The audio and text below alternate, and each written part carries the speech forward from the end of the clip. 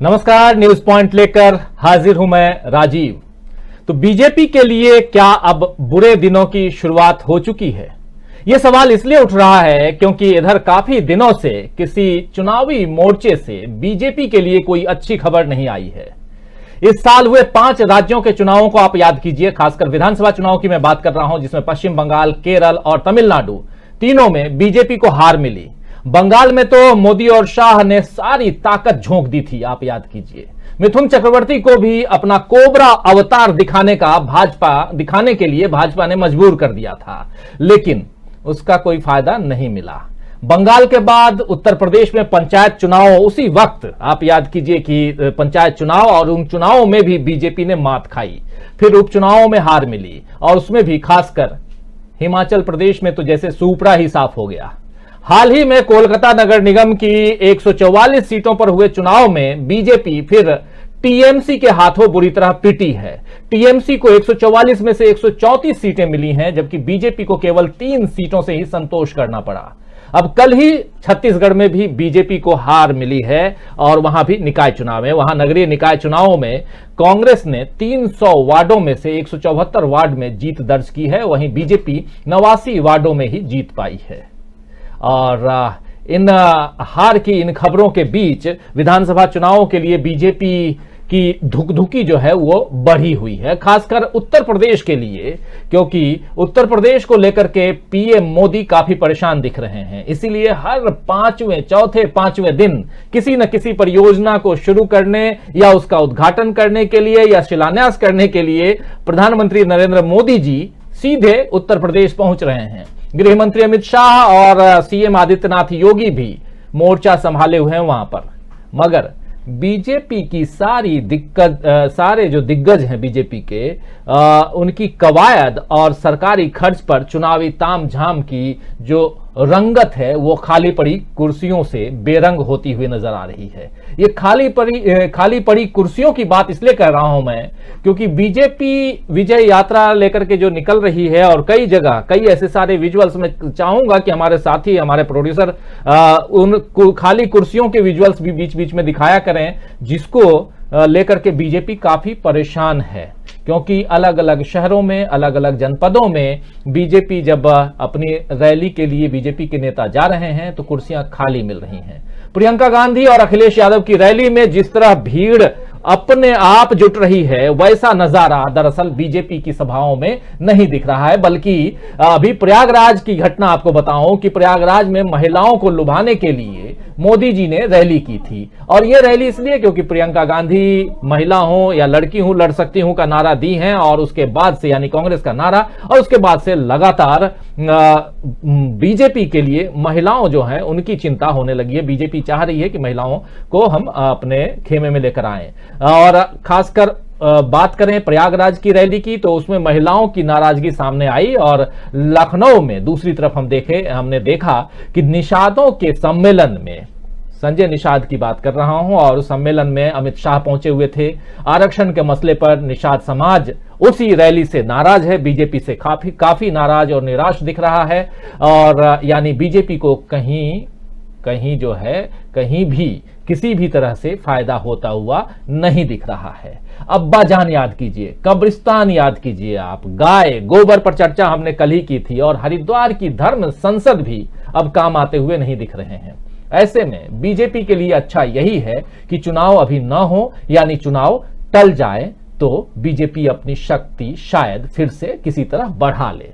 चुनाव कराना तो निर्वाचन आयोग का काम है, यानी चुनाव आयोग का काम है। और अभी इलाहाबाद हाई कोर्ट ने जस्टिस शेखर कुमार यादव ने गुरुवार को, यानी अभी जो 2 दिन पहले की बात, 2 दिन नहीं कल की बात कर रहा हूं, आज शुक्रवार है, गुरुवार कल को एक याचिका पर सुनवाई करते हुए चुनाव आयोग और प्रधानमंत्री से अपील की है कि चुनाव कुछ दिनों के लिए टाल दिए जाएं, रैलियों पर रोक लगा दी जाए। जस्टिस यादव ने ये जो अपील की है, ये कोरोना के नए वेरिएंट यानी ओमिक्रॉन के बढ़ते हुए खतरे को देखते हुए की है। ये सलाह दी है प्रधानमंत्री नरेंद्र मोदी को और साथ में चुनाव आयोग को, क्योंकि देश में अब तीसरी लहर की चेतावनी दी जाने लगी है। अब इस अपील पर निर्वाचन आयोग क्या फैसला लेता है, ये तो आने वाला वक्त बताएगा, तभी पता चलेगा। लेकिन अगर चुनाव टले तो ये भाजपा के लिए अच्छा ही होगा। क्या अपने बुरे दिनों को टालने के लिए बीजेपी चाहेगी कि चुनाव टल जाएं? आइए इसी पर चर्चा करेंगे। और क्या सचमुच बीजेपी को सताने लगा है हार का डर, इसलिए बीजेपी चाहेगी कि चुनाव टल जाए? तो हमारे साथ कुछ खास मेहमान इस वक्त जुड़े हुए हैं। आइए सबसे आपका परिचय करवाऊं, लेकिन उससे पहले ये जो खाली कुर्सियां, जो अभी बात मैं कर रहा था, ये खाली कुर्सियां हमारे साथी दिखा रहे हैं कि ये देखिए, ये बीजेपी की रैली की कुर्सियां हैं। और यहां दिनेश शर्मा जी जो उप मुख्यमंत्री हैं वो बोलने के लिए आए थे, और परिस्थितियां देखिए यहां की। मंच तो दूर, पूरा मंच से बाहर सुनने वाले लोग जो हैं वो नहीं दिखाई दे रहे हैं। खैर, ऐसी कुर्सियां अभी और भी दिखने वाली हैं आने वाले समय में, और आपको हम दिखाते रहेंगे विजुअल। चले सीधे अपने साथियों के बीच, जो वरिष्ठ पत्रकारों की हमारी टोली है उनके बीच में, और आप सबसे मैं परिचय करवाऊं। हमारे साथ संजीव कौशिक जी जुड़े हुए हैं, पॉलिटिकल एनालिस्ट। संजीव कौशिक जी, आपका स्वागत करता हूं, इस्तकबाल करता हूं। हमारे साथ जुड़े हुए हैं वरिष्ठ पत्रकार राहुल लाल जी। राहुल लाल जी, आपका स्वागत है। और हमारे साथी अमलेंदु उपाध्याय जी, आपका भी स्वागत है, हमारे ऑनलाइन एडिटर। और थोड़ी देर बाद हमारे एक और वरिष्ठ पत्रकार जुड़ेंगे हमारे साथ, उनका भी स्वागत करूंगा। और साथ में स्वागत है आप तमाम दोस्तों, साथियों, शुभचिंतकों, आप सबका जो अब तक इस लाइव कार्यक्रम में जुड़ चुके हैं, जो जुड़ने वाले हैं। बातें जो हम कर रहे हैं वो यही क्या बीजेपी को सताने लगा है हार का डर, और इसमें अगर इसके बाद इलाहाबाद हाई कोर्ट से ये नसीहत आती है, ये सलाह आती है जस्टिस यादव की सलाह की चुनाव को सरकार, चुनाव आयोग या निर्वाचन आयोग अगर टाल दे कुछ दिनों के लिए तो बेहतर होगा। और आज ही खबर यह भी आई है संजीव जी कि यूपी में रात का कर्फ्यू लगा दिया गया है। 11 बजे रात से लेकर सुबह 5 बजे तक यूपी में कर्फ्यू है। धारा 144 भी है। और ये जो चीजें हैं, 144 लगाने का मतलब है कि 4 लोगों से ज्यादा आप इकट्ठा नहीं हो सकते हैं। ऐसे में चुनाव के लिए प्रचार अभियान जारी रख पाना पार्टियों के लिए जो है वो मुश्किल होगा। क्या लगता है आपको? ये आप यहीं से सवाल, यहीं से शुरुआत करते हैं। पहली बात ये कि क्या चुनाव टाल देना, और उसमें भी इलाहाबाद हाई कोर्ट की अपील को संज्ञान में लेते हुए अगर ऐसा होता है, तो फिर सबसे पहली बात तो यही जानना चाहूंगा कि इस संज्ञान को कितना ज्यादा तवज्जो प्रधानमंत्री तो छोड़ दीजिए, लेकिन चुनाव आयोग दे सकता है, इस बयान को कितना तवज्जो मिल सकता है? और क्या सचमुच ऐसा लग रहा है, क्योंकि चर्चा चल निकली है अब कि चुनाव टाले जाएंगे? देखिए राजीव जी, इस पूरे मसले को 2 नजरिए से आप देख सकते हैं। पहला तो नजरिया ये है कि पिछले वर्ष जो कोविड के तांडव को हिंदुस्तान ने झेला है, देखा है, महसूस किया है, निश्चित तौर पे उसमें इलेक्शन की एक बहुत बड़ी भूमिका थी। हमने देखा है कि किस तरह से दिन भर प्रधानमंत्री जी लाखों लाख के झुंड में वो चुनावी रैलियां करते थे, और शाम को आने के बाद में वो टीवी पे क्या बोलते थे। इस बार भी कमोबेश वही दृश्य दिखाई दे रहा है। तो निश्चित रूप से प्रधानमंत्री की जिम्मेदारी बनती है कि देश में आने वाले इस संकट के लिए सर्वदलीय या सारे दल के लोगों को या पार्टी के लोगों को बैठ के या बैठा के एक रास्ता निकाला जाए या बातचीत की जाए कि कैसे किस तरह से इलेक्शन हो, यदि इलेक्शन वो कराना चाहते हैं। पहली बात, यदि इस तरह की चिंता है तो। दूसरी बात, ये जो शेखर कुमार यादव, जस्टिस शेखर कुमार यादव जो बात कह रहे हैं, ये कौन है शेखर कुमार यादव? आपको याद होगा कि सितंबर महीने में काउस लेटर के जमानत के मामले में इन्होंने अजीबोगरीब कमेंट्स किए थे। इन्होंने कहा था कि गाय एक ऐसी जानवर है जो ऑक्सीजन लेती है और ऑक्सीजन छोड़ती है। उसके बाद में जीसस क्राइस्ट के बारे में भी बताया कि गाय की हत्या एक मानव की हत्या के बराबर है। तो इस तरह के जो कमेंट्स देते हैं, निश्चित रूप से आप इनकी मानसिकता को समझ सकते हैं। पिछले कुछ महीनों में जिस तरह से देश के प्रधानमंत्री नहीं, भारतीय जनता पार्टी के स्टार प्रचारक के तौर पर उत्तर प्रदेश के भिन्न भिन्न कोने में जा रहे हैं, और लगातार 3-4 महीनों से जिस तरह की सक्रियता बढ़ी है, और हर जगह उद्घाटन लगातार।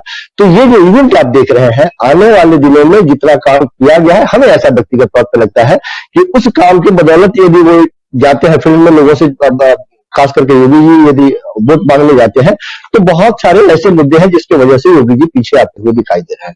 संभव है ये भी एक रणनीति हो सकती है कि इसको बढ़ाया जाए, और जो पीछा काटने की कोशिश जारी है, और लगातार इस तरह से जो इवेंट चल रहा है थोड़ा सा और खींचा जाए, ताकि जो बाकी रह गए हैं मसले, बाकी जो रह गए हैं इस तरह से इवेंट रह गए हैं, 2-3 महीने और इसको खींच लिया जाए, शायद लोगों का मूड भी बदल जाए और दिखे भी कि हम लगातार एक्टिव है उत्तर प्रदेश में। तो ये दोनों तरीके से देख सकते हैं। पूरा हिंदुस्तान, इसके कहने में कोई गुरेज नहीं है कि बहुत बुरे अनुभव से गुजरा है पिछले वर्ष कोविड काल में। लेकिन क्या ईमानदारी पूर्वक बात हो रही है? यदि ईमानदारी पूर्वक बात हो रही है तो ये मजाक क्यों लगता है कि रात में 11 बजे के बाद में आप कर्फ्यू लागू करने की बात कर रहे हैं? ये कौन सा कोरोना है? इस जाड़े के मौसम में आप रात में कौन निकलने जा रहा है? जिस तरह के ये फरमान जारी किए जा रहे हैं, ये मजाक ही तो है और क्या है। आप देखेंगे कि आने वाले दिनों में जिस तरह से लगातार प्रधानमंत्री आज ही के दिन की बात कर ले, कई ऐसी चुनावी सभाओं का आयोजन किया गया, कहीं उसमें कोई परिवर्तन या बदलाव आपको दिखाई नहीं देता है। तो दोनों तरीके से आप इसको देख सकते हैं। एक तो ये कि अधूरी पड़ी योजनाओं का जितना शिलान्यास हो जाए, जितना उसका उद्घाटन हो जाए, एक वक्त मिले थोड़ा सा भारतीय, क्योंकि सब कोई जानते हैं कि भारतीय जनता पार्टी या केंद्र के लिए रास्ते जो है उत्तर प्रदेश से निकलते हुए 2024 तक पहुंचने वाले हैं। तो इसको कैसे मजबूत किया जाए? वर्तमान में जो स्थितियां है, ये कहने में कोई गुरेज नहीं है कि चारों तरफ से चौतरफा भारतीय जनता पार्टी घिरती हुई दिखाई दे रही है। आज से तकरीबन 3, 4, 5 महीने पहले जो भारतीय जनता पार्टी अकेले अपने आप को प्रेजेंट कर रही थी और लोगों को लग रहा था कि भारतीय जनता पार्टी बहुत मजबूत है, पिछले कुछ महीनों में जिस तरह के समीकरण बदले हैं, जिस तरह की स्थितियां बदली हैं, सीधा दिखाई दे रहा है कि भारतीय जनता पार्टी को एक ऐसी पार्टी है जो सामने टक्कर देती हुई दिखाई दे रही है और धकेलती हुई दिखाई दे रही है।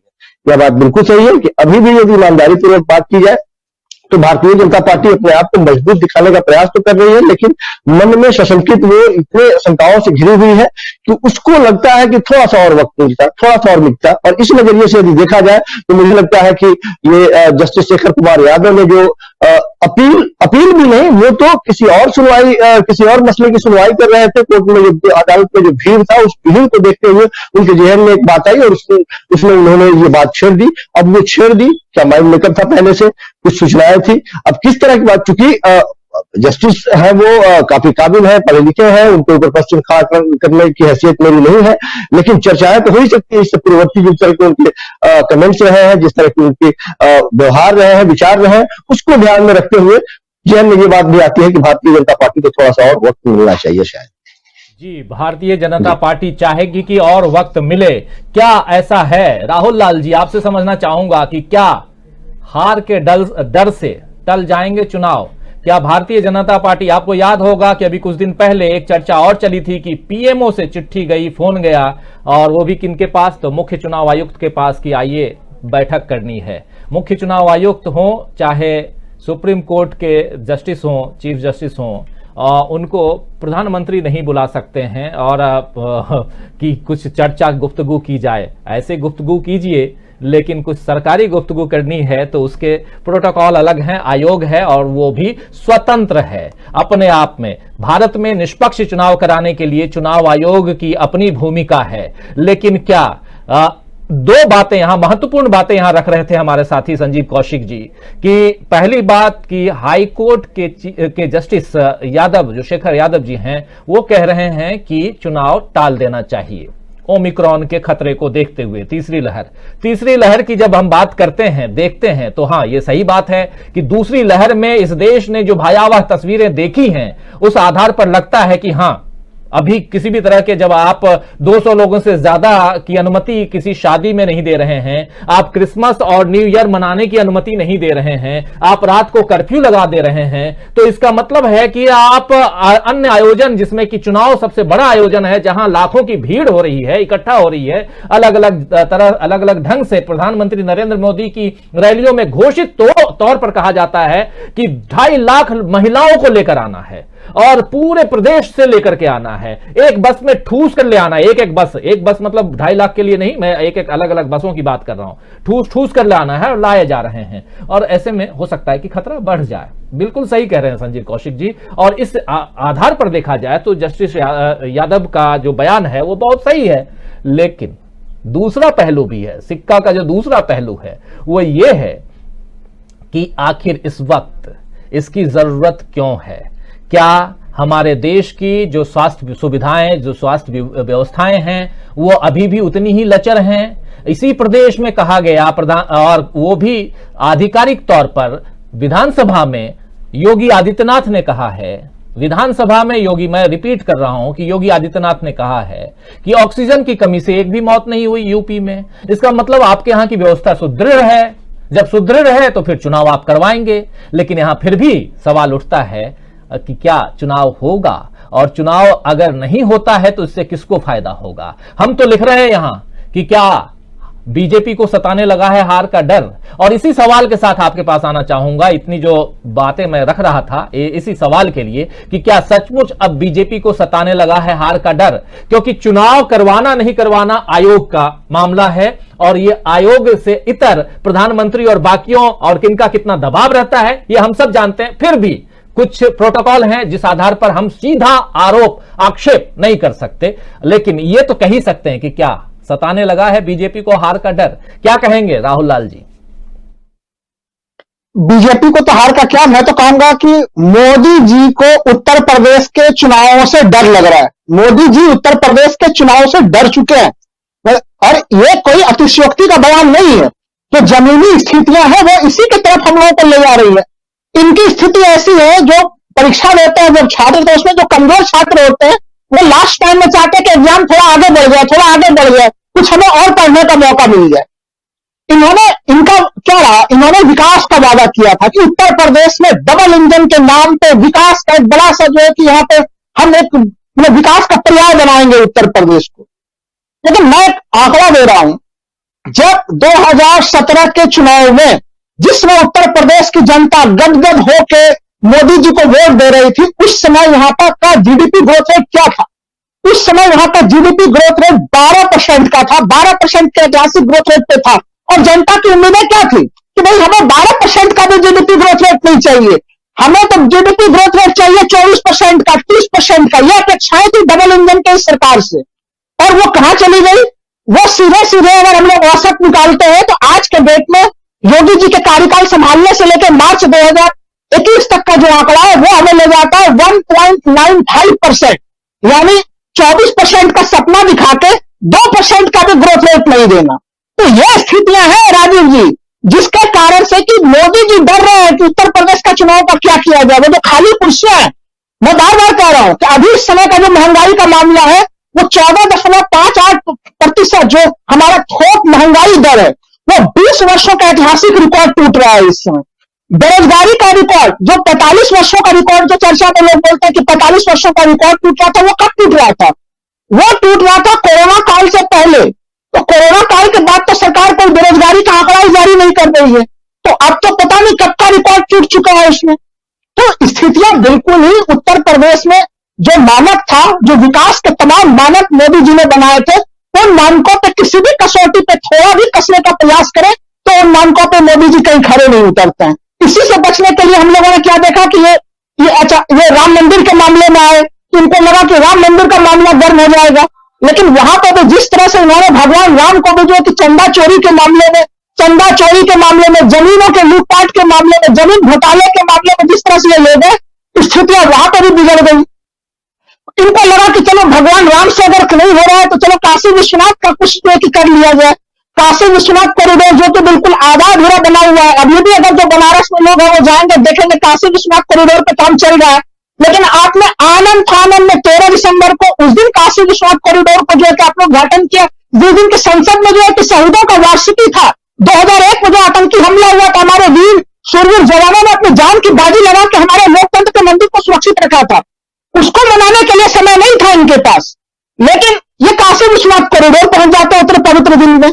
अच्छा, काशी का भी मामला नहीं चला तो हम लोगों ने देखा कि इन्होंने जो है कि फिर ये मथुरा के ऊपर आ गए कि भाई अब मथुरा का ही मामला कुछ गर्म कर लिया जाए।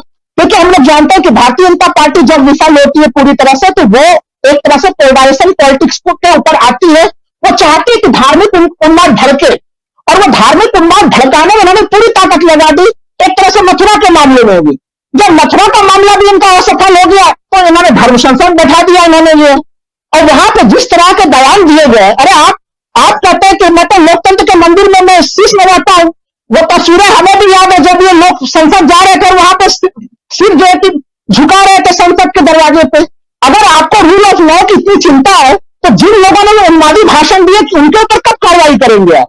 तो देखिए, तमाम जो ये थे प्रयास, वो प्रयास विफल हो गए। ये एक तरह से पोलराइजेशन करना चाह रहे थे राजीव जी, वो भी इनसे संभव नहीं हो पा रहा। इनके हाथ पांव बिल्कुल फूल चुके हैं कि जाए तो जाए कैसे, क्या मुंह के लेके जाए उत्तर प्रदेश की जनता के पास। इनका बनारस में जो प्रधानमंत्री जी ने जो गोद लिया था गौन, वो गोद लिया गया, अभी भी गोद नहीं है। दूसरे सांसदों को तो मैं छोड़ देता हूं, जो इस सभी के जिनको भारत में भारतीय जनता पार्टी में दुनिया की सबसे बड़ी लोकतांत्रिक पार्टी है, उस पार्टी के जो महानायक है माननीय प्रधानमंत्री जी, उनका गोद लिया गांव तो और कुपोषण का शिकार हो गया। लग रहा है कि अगर उस बच्चे का गोद लिया गांव के बच्चे का वजन अभी कराएं तो वो और पीछे ही जा रहा है। राजीव जी, वहां के लोगों से पूछ लीजिए, वो कहते हैं कि जिन पत्रकारों ने सवाल पूछा कि क्या स्थिति है, तो वो कह रहे ये सवाल मत पूछिए, कुछ और पूछ लीजिए, हम लोग परेशान हो चुके हैं कि पता नहीं प्रधानमंत्री जी ने इस गांव को गोद क्यों ले लिया। तो यह स्थिति था प्रधानमंत्री जी के गोद लिए हुए गांव की। तो विकास नामक तत्व समाप्त हो चुका है। इनकी धार्मिकता का जो मामला है वो अब इतना वो ओवर एक्सपोज हो चुका है, वो चूंकि इन्होंने ओवर ड्रामा कर दिया है उसमें, तो ओवर ड्रामा के कारण वो मामला ओवर एक्सपोज की तरफ जा चुका है। तो यही कारण है कि इनको लग रहा है कि किसी तरह से कोई मौका मिल जाए, कोई बहाना मिल जाए। तो ये तमाम, चूंकि देखिए आपने बड़ी गंभीर चर्चा की कि भाई चुनाव आयोग है, चुनाव आयोग को भारतीय संविधान के अनुच्छेद 324 के अंतर्गत पूरी शक्तियां मिली हुई कि चुनाव आयोग एक इंडिपेंडेंट संस्था, कभी भी स्वतंत्र भारत में जिस प्रकार से चुनाव आयुक्तों को बुलाया गया उस तरह से आज तक कभी भी चुनाव आयुक्तों को नहीं बुलाया गया था।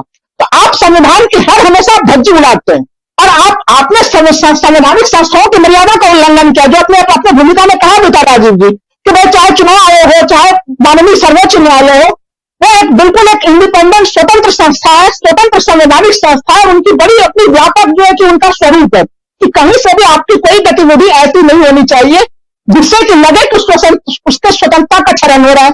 और आपने यूं बुला लिया कि नहीं आइए आइए तीनों चुनाव आयुक्त तो हमारे मीटिंग में आ जाइए। तो आप इसकी तो क्या कहा जाए, तो इस संविधान को तो तोड़ने वाले लोग हैं ही।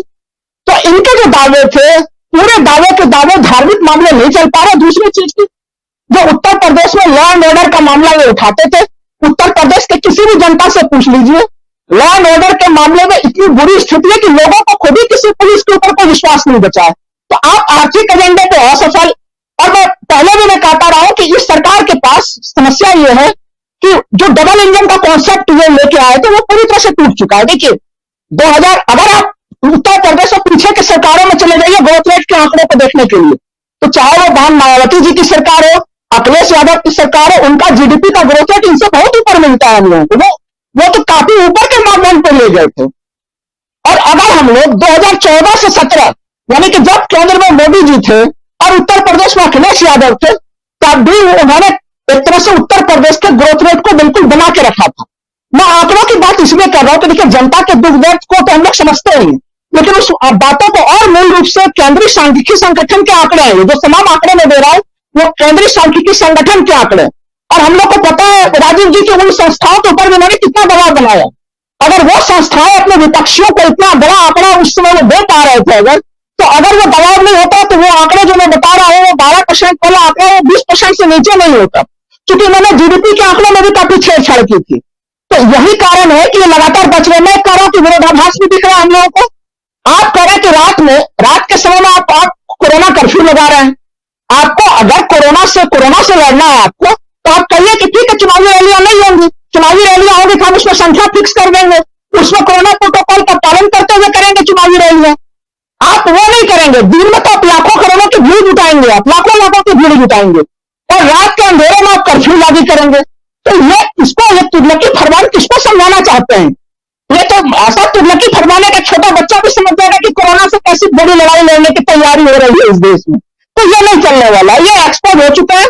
अब ये बहानेबाजी कर रहे हैं और विपक्ष को चाहिए कि उनको कहे कि नहीं, आप रैली कैंसिल कराएं, आप कोरोना प्रोटोकॉल के तहत रैली करने के लिए बाध्य करें। चुनाव क्यों करना चाहिए? चुनाव करने का क्या तुक है?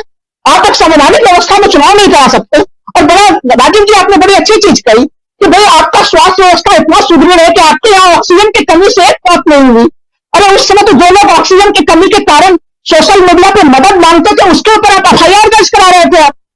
तो स्थिति तो यह थी कि मदद मांगना भी उत्तर प्रदेश में गुनाह हो गया था कि नहीं भाई ऑक्सीजन का प्लान लीजिएगा फेसबुक पे, सोशल मीडिया पे, ट्विटर पे लिख के। नहीं तो उत्तर प्रदेश पुलिस आपके ऊपर कार्रवाई कर रही थी। उत्तर प्रदेश ऐसा जगह है जहां पर 40,000 की आबादी पे एक डॉक्टर है, और आप क्या कर रहे हैं?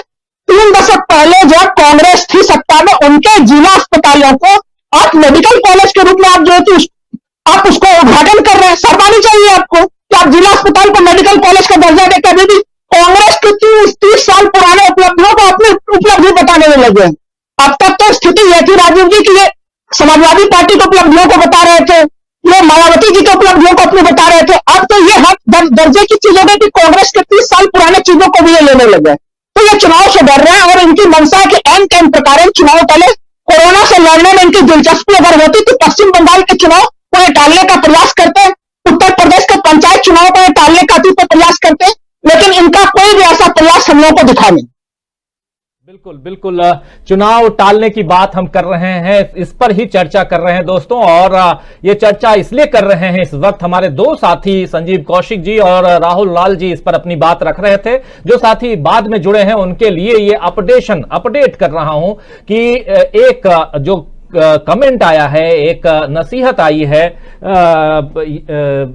जस्टिस शेखर यादव जो इलाहाबाद हाई कोर्ट के जज हैं उनकी तरफ से, और ये आया है कि सरकार को, चुनाव आयोग को ये चुनाव टाल देना चाहिए कोरोना के ओमिक्रॉन वेरिएंट को देखते हुए, यानी तीसरी लहर के को संज्ञान में लेते हुए कि आने वाले समय में अगर तीसरी लहर डरावनी हो जाए इस देश में जैसी कि दूसरी लहर थी, तो और भयावह स्थिति अगर पैदा ना हो, उससे अच्छा है, बेहतर है कि चुनाव टाल दिए जाएं।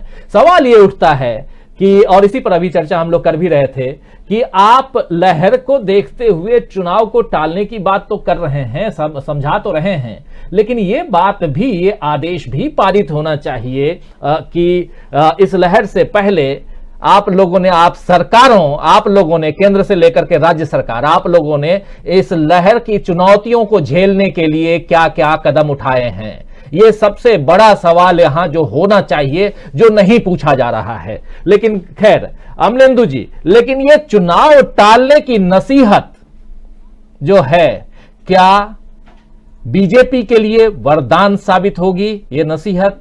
और क्योंकि बीजेपी अभी बुरे दिनों के शाप से ग्रसित है, और अभी अभी जया बच्चन ने भी ये शाप दिया है, आप याद कीजिए कि आपके बुरे दिन आने वाले हैं।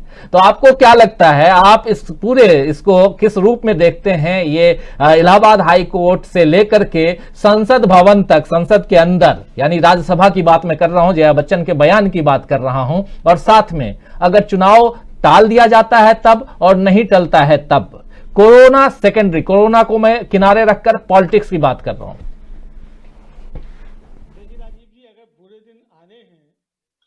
तो वो चुनाव टाल दो, और चाहे चुनाव स्थगित कर दो, और चाहे चुनाव बंद कर दो,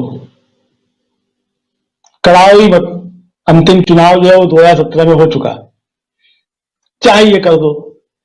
तो बुरे दिन अगर आने हैं वो तो आके रहेंगे, उसे तो कोई रोक नहीं सकता, क्योंकि अच्छे और बुरे दिन जो है वो देने वाला जो है वो ईश्वर, अल्लाह, गॉड जो है वो है, वो मोदी जी या योगी जी या कोई और जी जो है वो नहीं है। तो इसलिए बुरे दिन या अच्छे दिन जो भी है, वो वादा कोई भी करे कि अच्छे दिन आने वाले हैं और बुरे दिन जाने वाले हैं, कुछ भी कहे, लेकिन ये सब है ऊपर वाले के ही हाथ में। तो इसलिए वो तो टल नहीं सकता जो ऊपर वाले ने लिख दिया है। अब सवाल ये है कि जस्टिस साहब को जो ये बात सूझी, तो प्रधानमंत्री से अपील करने की क्या आवश्यकता थी कि भाई चुनाव टाल दो? ये बड़ा प्रश्न है, क्योंकि प्रधानमंत्री कोई ऐसे संवैधानिक पद पर नहीं है कि वो चुनाव को टाल सके। चुनाव कराना और चुनाव ना कराना ये काम जो है चुनाव आयोग का है, और चुनाव आयोग जब सरकार से कहेगा कि आप भाई चुनाव कराने की परिस्थितियां नहीं है, हम चुनाव को टाल रहे हैं, तब फिर जो है वो राष्ट्रपति शासन लगे या किस तरीके से उसको बढ़ाया जाए, कहां कहां क्या संवैधानिक व्यवस्था हो सकती है, वो भी सरकार का काम है। सरकार उसको लेकर के संसद में जाएगी फिर। तो ये एक लंबी प्रक्रिया है। मतलब वो प्रधानमंत्री के अकेले बस का कुछ नहीं है कि प्रधानमंत्री रात को 8 बजे या सुबह 9 बजे टेलीविजन पे आए और घोषणा करने की अब चुनाव स्थगित, तो ऐसा नहीं है। तो ये बड़ा सवाल है कि ये जस्टिस साहब ने जो है, ये प्रधानमंत्री का नाम इसमें किस लिए जुड़ा? चुनाव आयोग से आप कहते सिर्फ तो समझा जा सकता था कि आप संवैधानिक व्यवस्था के अंतर्गत जो है अपनी चिंता को आप जो है प्रकट कर रहे हैं। हालांकि जो केंद्रीय मंत्री है हरदीप सिंह पुरी, उनका बयान आ गया अभी थोड़ी देर पहले, मैं कहीं देख रहा था कि इसमें केंद्र सरकार कुछ नहीं कर सकती है, चुनाव आयोग को ही करना है कि कहां चुनाव होंगे और कहां की राजनीतिक गतिविधि होगी और कहां की राजनीतिक गतिविधि नहीं होगी। तो ये समझदारी की बात हरदीप सिंह पुरी ने कही है, क्योंकि वो राजनेता नहीं है, अधिकारी रहे हैं, तो उन्होंने संवैधानिक व्यवस्था को समझते हुए बात कही है। मुझे नहीं पता है कि उनको सरकार की तरफ से ऐसा कहने का कोई आदेश था कि नहीं था, कि उन्होंने अपने मन से कह दिया है। लेकिन चूंकि वो केंद्रीय मंत्री हैं, तो जो बात कह रहे हैं तो उसे कैबिनेट की बात ही जो है माना जाए, भले ही वो कुछ भी कह रहे हो, जब तक कि दूसरा कोई जो है उनसे बड़ा मंत्री या प्रधानमंत्री जो उसका कोई खंडन मंडन ना कर दे। तो ये चीज है। तो इसलिए ये चीज जो है वो बड़ी चिंता जाहिर करती है कि अगर हाईकोर्ट जो है वो इस तरीके की बात करे कि प्रधानमंत्री जो है वो टाल दें चुनाव को, तो ये चिंता का एक विषय हो सकता है। अब इसके पीछे जो है जो मंशा है, आप देखिए जो समझा जा रहा है कि उत्तर प्रदेश में जिस तरीके से घोषणा की गई कि रात का कर्फ्यू लागू हो गया, अब दिन में तो प्रधानमंत्री की रैली होगी तो उसमें जो है 2.5 लाख लोग जुटाए जाएंगे, बाकायदा डीएम उसके लिए जो है काम जारी करेंगे, पत्र जारी करेंगे, बसों का इंतजाम किया जाएगा, खाने का इंतजाम किया जाएगा, सब कुछ इंतजाम किया जाएगा। लेकिन शादी में आपकी जो है वो 100 लोग इकट्ठा होंगे, वो भी जो है रात के 11 बजे से पहले निपट जाना चाहिए। तो ये जो है चीज समझ से परे है कि क्या शादी से ही कोरोना फैलेगा, प्रधानमंत्री की रैली से नहीं फैलेगा? और प्रधानमंत्री की रैली क्या किसी की भी रैली हो, अखिलेश यादव की भी अगर रैली है मान लीजिए, उसकी भी अनुमति दी जा रही है, और प्रधानमंत्री की रैली की भी अनुमति दी जा रही है, तो इन रैलियों से नहीं फैलेगा। तो ये जो सवाल उठ रहे हैं ये बड़े मतलब वाजिब सवाल है। ऐसा नहीं है कि हवा के अंदर ये सवाल उठ रहे हैं और लोग जो है उसे विरोध करने के लिए सवाल उठा रहे हैं। मतलब सरकार कोई भी कदम उठाए तो उसका कुछ ना कोई लॉजिक होना चाहिए। ऐसा नहीं है कि आप सरकार में बैठे हुए तो आप कोई भी आदेश पारित कर देंगे क्योंकि आपको अधिकार दिया हुआ है। सरकार चुने जाने का मतलब यह नहीं है कि आपको ब्लैंक चेक पे दस्तखत करके जनता ने पकड़ा दिया है कि आप कुछ भी लागू कर दीजिए। तो ये जो है वो चिंता का विषय है। और आपको याद होगा कि मैंने आज से शायद 15 दिन पहले जो थी वो अपनी चर्चा में ही कहा था कि ये सूचनाएं इस तरीके की मिल रही हैं कि शायद चुनाव को टालने की कुछ तैयारियां की जा रही हैं और इस तरह की चीजें। तो देखिए वो चीजें कुछ सच साबित होती सी लग रही है, जिस तरह की चर्चाएं अब शुरू हो रही हैं इनको देखते हुए लग रहा है। और ये निश्चित तौर पर जो भारतीय जनता पार्टी के अंदर का डर जो है वो कहीं ना कहीं से बोल रहा है, वो चाहे किसी के माध्यम से आया हो। अगर मान लीजिए जस्टिस शेखर यादव के वक्तव्य को भी अगर सरकार की तरफ से कोई समर्थन मिल रहा है, भारतीय जनता पार्टी के लोगों की तरफ से कोई समर्थन मिलता है और इस तरह की चीज होती है, तो निश्चित तौर पर समझा जाता है इसके पीछे ये भावना भी कहीं ना कुछ काम कर रही है कि डर है। और ये अब तक के जो परिणाम है विधानसभा चुनाव के, उपचुनाव के, राजस्थान में जब स्थानीय निकाय के चुनाव हुए, छत्तीसगढ़ के हुए, कोलकाता नगर निगम के जो चुनाव हुए, सबके परिणाम जो है ये बता रहे हैं कि भारतीय जनता पार्टी जो है वो बुरी से बुरी स्थिति में पहुंचती जा रही है। तो इसलिए जो ये चिंता जो है वो स्वाभाविक हो जाती है। लेकिन इसके खतरे सिर्फ चुनाव से बढ़कर के आगे और जाते हैं अगर ये चुनाव टाले जाते हैं। पहली बात तो ये मुझे लगता है कि तमाम विपक्षी दलों को जो इस पे एतराज जताना चाहिए कि चुनाव स्थगित हो या नहीं होंगे, तो या तो इस पर बात करें चुनाव आयोग जो है सारे राजनीतिक दलों को बुला करके, सिर्फ सरकार से बात करने से बात नहीं होगी, क्योंकि राजनीतिक प्रक्रिया में चुनावी दल जो है वो शामिल है। तो आपको उनसे बात करनी होगी कि स्थगित होना है, बढ़ना है, या क्या जो है मेजरमेंट्स अपनाए जाने हैं। जब आप बिहार में आप चुनाव करा सकते हैं जिस समय की पीक था कोरोना का, तब नहीं ये बात मानी गई। उसके बाद आप जो है बंगाल के चुनाव में लगातार मांग होती रहेगी, जो बाकी के 3 चरण बचे हुए हैं उनको 1 चरण करा दो, रैलियों को प्रतिबंध लगा दो। चुनाव आयोग ने नहीं मानी वो बात। तो आज इस समय जो है इसको कैसे कहा जाता है, हालांकि मैं ये बात फिर कहूंगा कि जो तीसरी लहर का खतरा है वो निश्चित तौर पर बड़ा खतरा है, और ऐसा नहीं है कि वो खतरा नहीं है। लेकिन उस खतरे से निपटने के लिए सरकार की तैयारियां क्या हैं, उन तैयारियों पे कोई बात क्यों नहीं की जा रही है? सरकार से सवाल क्यों नहीं पूछे जा रहे हैं कि आपने क्या तैयारियां करनी है? ठीक है कि आपने केंद्र सरकार ने सब राज्यों को चिट्ठियां लिख दी कि भैया आप जो है वो वार रूम तैयार कर लीजिए, आपने लिख दी चिट्ठी वार रूम तैयार कर, लेकिन उन वार रूम की तैयारी के लिए राज्यों के पास पैसा है कि नहीं? जो कोविड काल में ड्यूटी लगी थी पिछली बार, उन कर्मचारियों को तनख्वाह मिल रही है कि नहीं मिल रही है? नए कुछ कर्मचारियों की भर्ती हुई कि नहीं हुई? नए अस्पतालों में कुछ बेड बढ़े कि नहीं बढ़े? ऑक्सीजन के प्लांट लगे कि नहीं बढ़े? और जो नया खतरा देखते हुए आ रहा है ओमिक्रॉन का, तो उससे लड़ने के लिए दवाइयां जो हैं उनका स्टॉक है कि नहीं है? क्योंकि जिस तरीके से हम लोगों ने पिछले कोरोना काल के अंदर देखा कि जो दवाइयों का जो कच्चा माल आता था, जो साइट आते थे, वो आना बंद हो गए थे। क्योंकि पूरी दुनिया में जो था एक तरीके से वो उस समय लहर थी, और वो साइड जो अमेरिका से आते थे या चीन से आते थे वो बंद हो गए आने के लिए, तो यहां भी दवाइयों की किल्लत जो थी वो एक तरीके से होने लगी थी। तो उनसे निपटने की तैयारी जो है अब तक क्या की गई है सरकार, ये तो बताए। तो सवाल ये है असली जिन पे बातचीत होनी चाहिए। चुनाव नहीं टलने चाहिए, और चुनाव अगर टलते हैं तो आप समझिए एक खतरा जो है डेमोक्रेसी के ऊपर। मैं इसको दूसरे तरीके से देख रहा हूं कि जो एक चुनाव और एक जो बात की जा रही थी देश के अंदर, ये उसकी भी तैयारी जो पिछले रवैये से की जा सकती है कि इस बहाने जो है चुनाव टालो और फिर 2024 में सारे चुनाव कराए जाएंगे, क्योंकि हार सब जगह दिख रही है। यूपी से लेकर गुजरात तक हार ही हार दिखाई दे रही है। तो सब टालो 2024 में, और 2024 में चुनाव होगी नहीं तब भी क्या परिस्थितियां बनती हैं, ये देखने वाली चीज होगी। तो ये कोरोना की आड़ में जो है बाकी सब चीजें चलती रहेंगी और चुनाव स्थगित हो जाएंगे, तो ये तो ठीक नहीं है। या तो बाकी चीजें भी फिर स्थगित होंगी, प्रधानमंत्री की रैलियां भी स्थगित होनी चाहिए। बिल्कुल, सवाल तो बहुत हैं, कई सारे सवाल हैं अमलेंदु जी जो रख रहे हैं। आप तीनों खासकर बहुत सारे सवाल रख रहे हैं यहाँ पर, उन सवालों पर चर्चा जायज है, होनी चाहिए चर्चा। लेकिन संजीव जी, अभी हम देख रहे हैं कि मोदी जी और खासकर बीजेपी का जो हिंदुत्व कार्ड है वो भी नहीं चल रहा है, वो दिखाई दे रहा है। उसके साथ साथ हमने देखा किसानों के आंदोलन के कारण जो किसान हैं वो बीजेपी से नाराज हैं। और पिछली बार अगर उत्तर प्रदेश में कोई चेहरा नहीं था, तो इस बार इनके चेहरा के रूप में फायर ब्रांड नेता इनके योगी आदित्यनाथ हैं। फिर भी बीजेपी उस दमखम के साथ चुनाव नहीं लड़ रही है।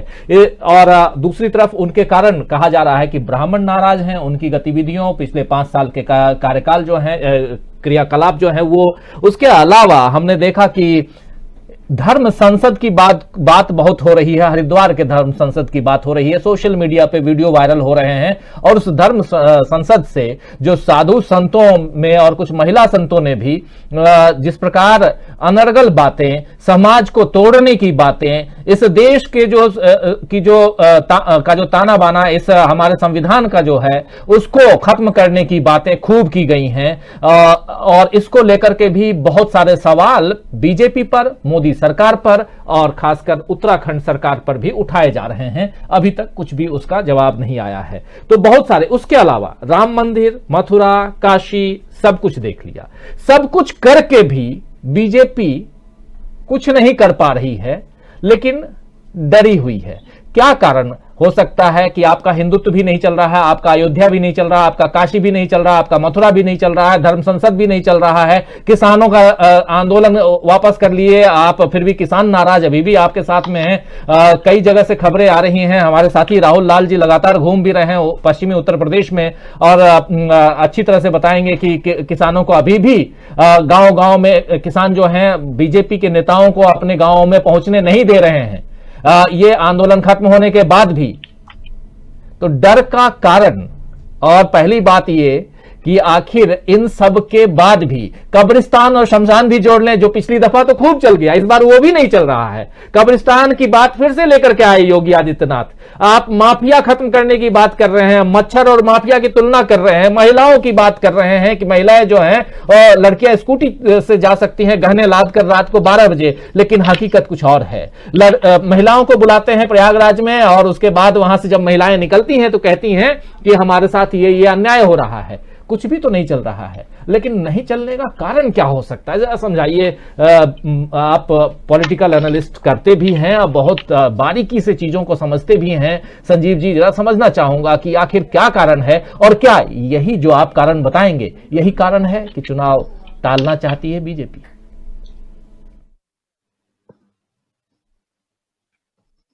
थोड़ा आवाज खोलिए। देश पे आवाज मेरे तरफ से जी है, आ रही है आवाज? ठीक। हाँ, मैं ये कह रहा था कि भारतीय जनता पार्टी जिस तरह की राजनीति करती है, राजनीति तो इससे पहले भी सारी पार्टियां करती रही है और सत्ता में बनी आई है, जिसको जैसे मौका मिला है वो राजनीति कर रही है। लेकिन सबसे दुखद क्या है इसमें पूरे पहलू में?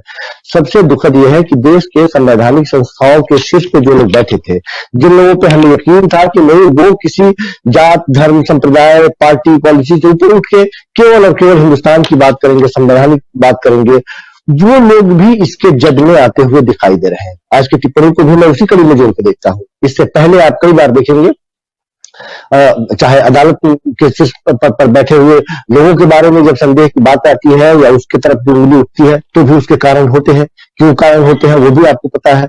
यदि हम इलेक्शन कमीशन की बात करते हैं या फिर मैंने कहा कि शीर्षस्थ उन अधिकारियों की बात जो बैठे हुए हैं, जिनसे हम उम्मीद करते हैं कि वो देश हित की बात करेंगे, उसी पार्टी हित की तरफ झुकते हुए देखे हैं, पहली बात। दूसरी बात, अभी जो धर्म संसद की बात हो रही है उससे भी ज्यादा दुखद ये कि ये धर्म या धार्मिक गुरु कौन है, इन लोगों का काम क्या था। ये लोग हमारे लिए आदर्श पुरुष थे, ये हमें सही और गलत का रास्ता दिखाते थे, ये हमारे दरवाजे पे आते थे और हम उनके पैरों के नीचे झुक के अपना सर नीचे नवाते थे और हमें यकीन था कि ये जब भी बात करेंगे, धर्म की बात करेंगे, सदाचार की बात करेंगे, ये संत की बात करेंगे, ये कभी किसी पार्टी की तरफ झुकाव नहीं रखेंगे और पार्टी की तरफ बात नहीं करेंगे।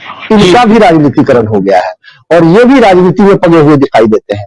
इनके भी मूल्यों में क्षरण हो चुका है। सबसे दुखद यही है, जिसको हम समझते थे कि ये मजबूत पिलर है हिंदुस्तान के लिए, तो पिछले कुछ वर्षों में भारतीय जनता पार्टी ने इन सारे जिनकी नैतिक मर्यादाएं हुआ करती थी, जिनके इकबाल में इतना प्रभाव होता था कि सब कुछ हो जाए, हम नहीं कभी नहीं कह सकते थे या कहने में शर्मिंदगी महसूस होती थी कि उनके ऊपर पश्चिम खड़ा किया जाए, लेकिन पश्चिम खड़ा हुई है पिछले 5-7 सालों में। आप देखेंगे तो कई ऐसे मसले आए हैं। दुर्भाग्यपूर्ण यह है कि लगातार इस तरह के प्रयोग जारी है। इसमें हिंदुस्तान की जनता बहुत प्रबुद्ध है, वो समझ रही है, देख रही है। जिस तरह से कांग्रेस पार्टी की सरकार थी इससे पहले, हाँ निश्चित रूप से ये कहा गया, कुछ लोगों ने कहा कि यहाँ धांधली हुई है, वहां घपले हुए हैं, यहाँ महंगाई आई है, लेकिन जो जो वादे भारतीय जनता पार्टी ने किए, निश्चित तौर पर कांग्रेस पार्टी उसमें पिछड़ती हुई दिखाई दे रही थी। लोगों ने प्रचंड बहुमत दिया, ठीक है साहब, 10 साल उनको हमने समय दिया, आप करके दिखाइए। लेकिन केवल और केवल कोरी बातें, लोगों के जेब में पैसे नहीं है, महंगाई चरम पे है, बच्चों की पढ़ाई मुश्किल हो रही है, नौकरियां गायब हो रही है, तो ये सारी चीजें जो धरातल पर जो लोग महसूस कर रहे हैं उसकी बात तो वो करेंगे। और जब उसकी बात करेंगे तो भारतीय जनता पार्टी से सवाल करेंगे, सवाल जब करेंगे तो उनके पेशानी पे लकीरें खींचेंगी।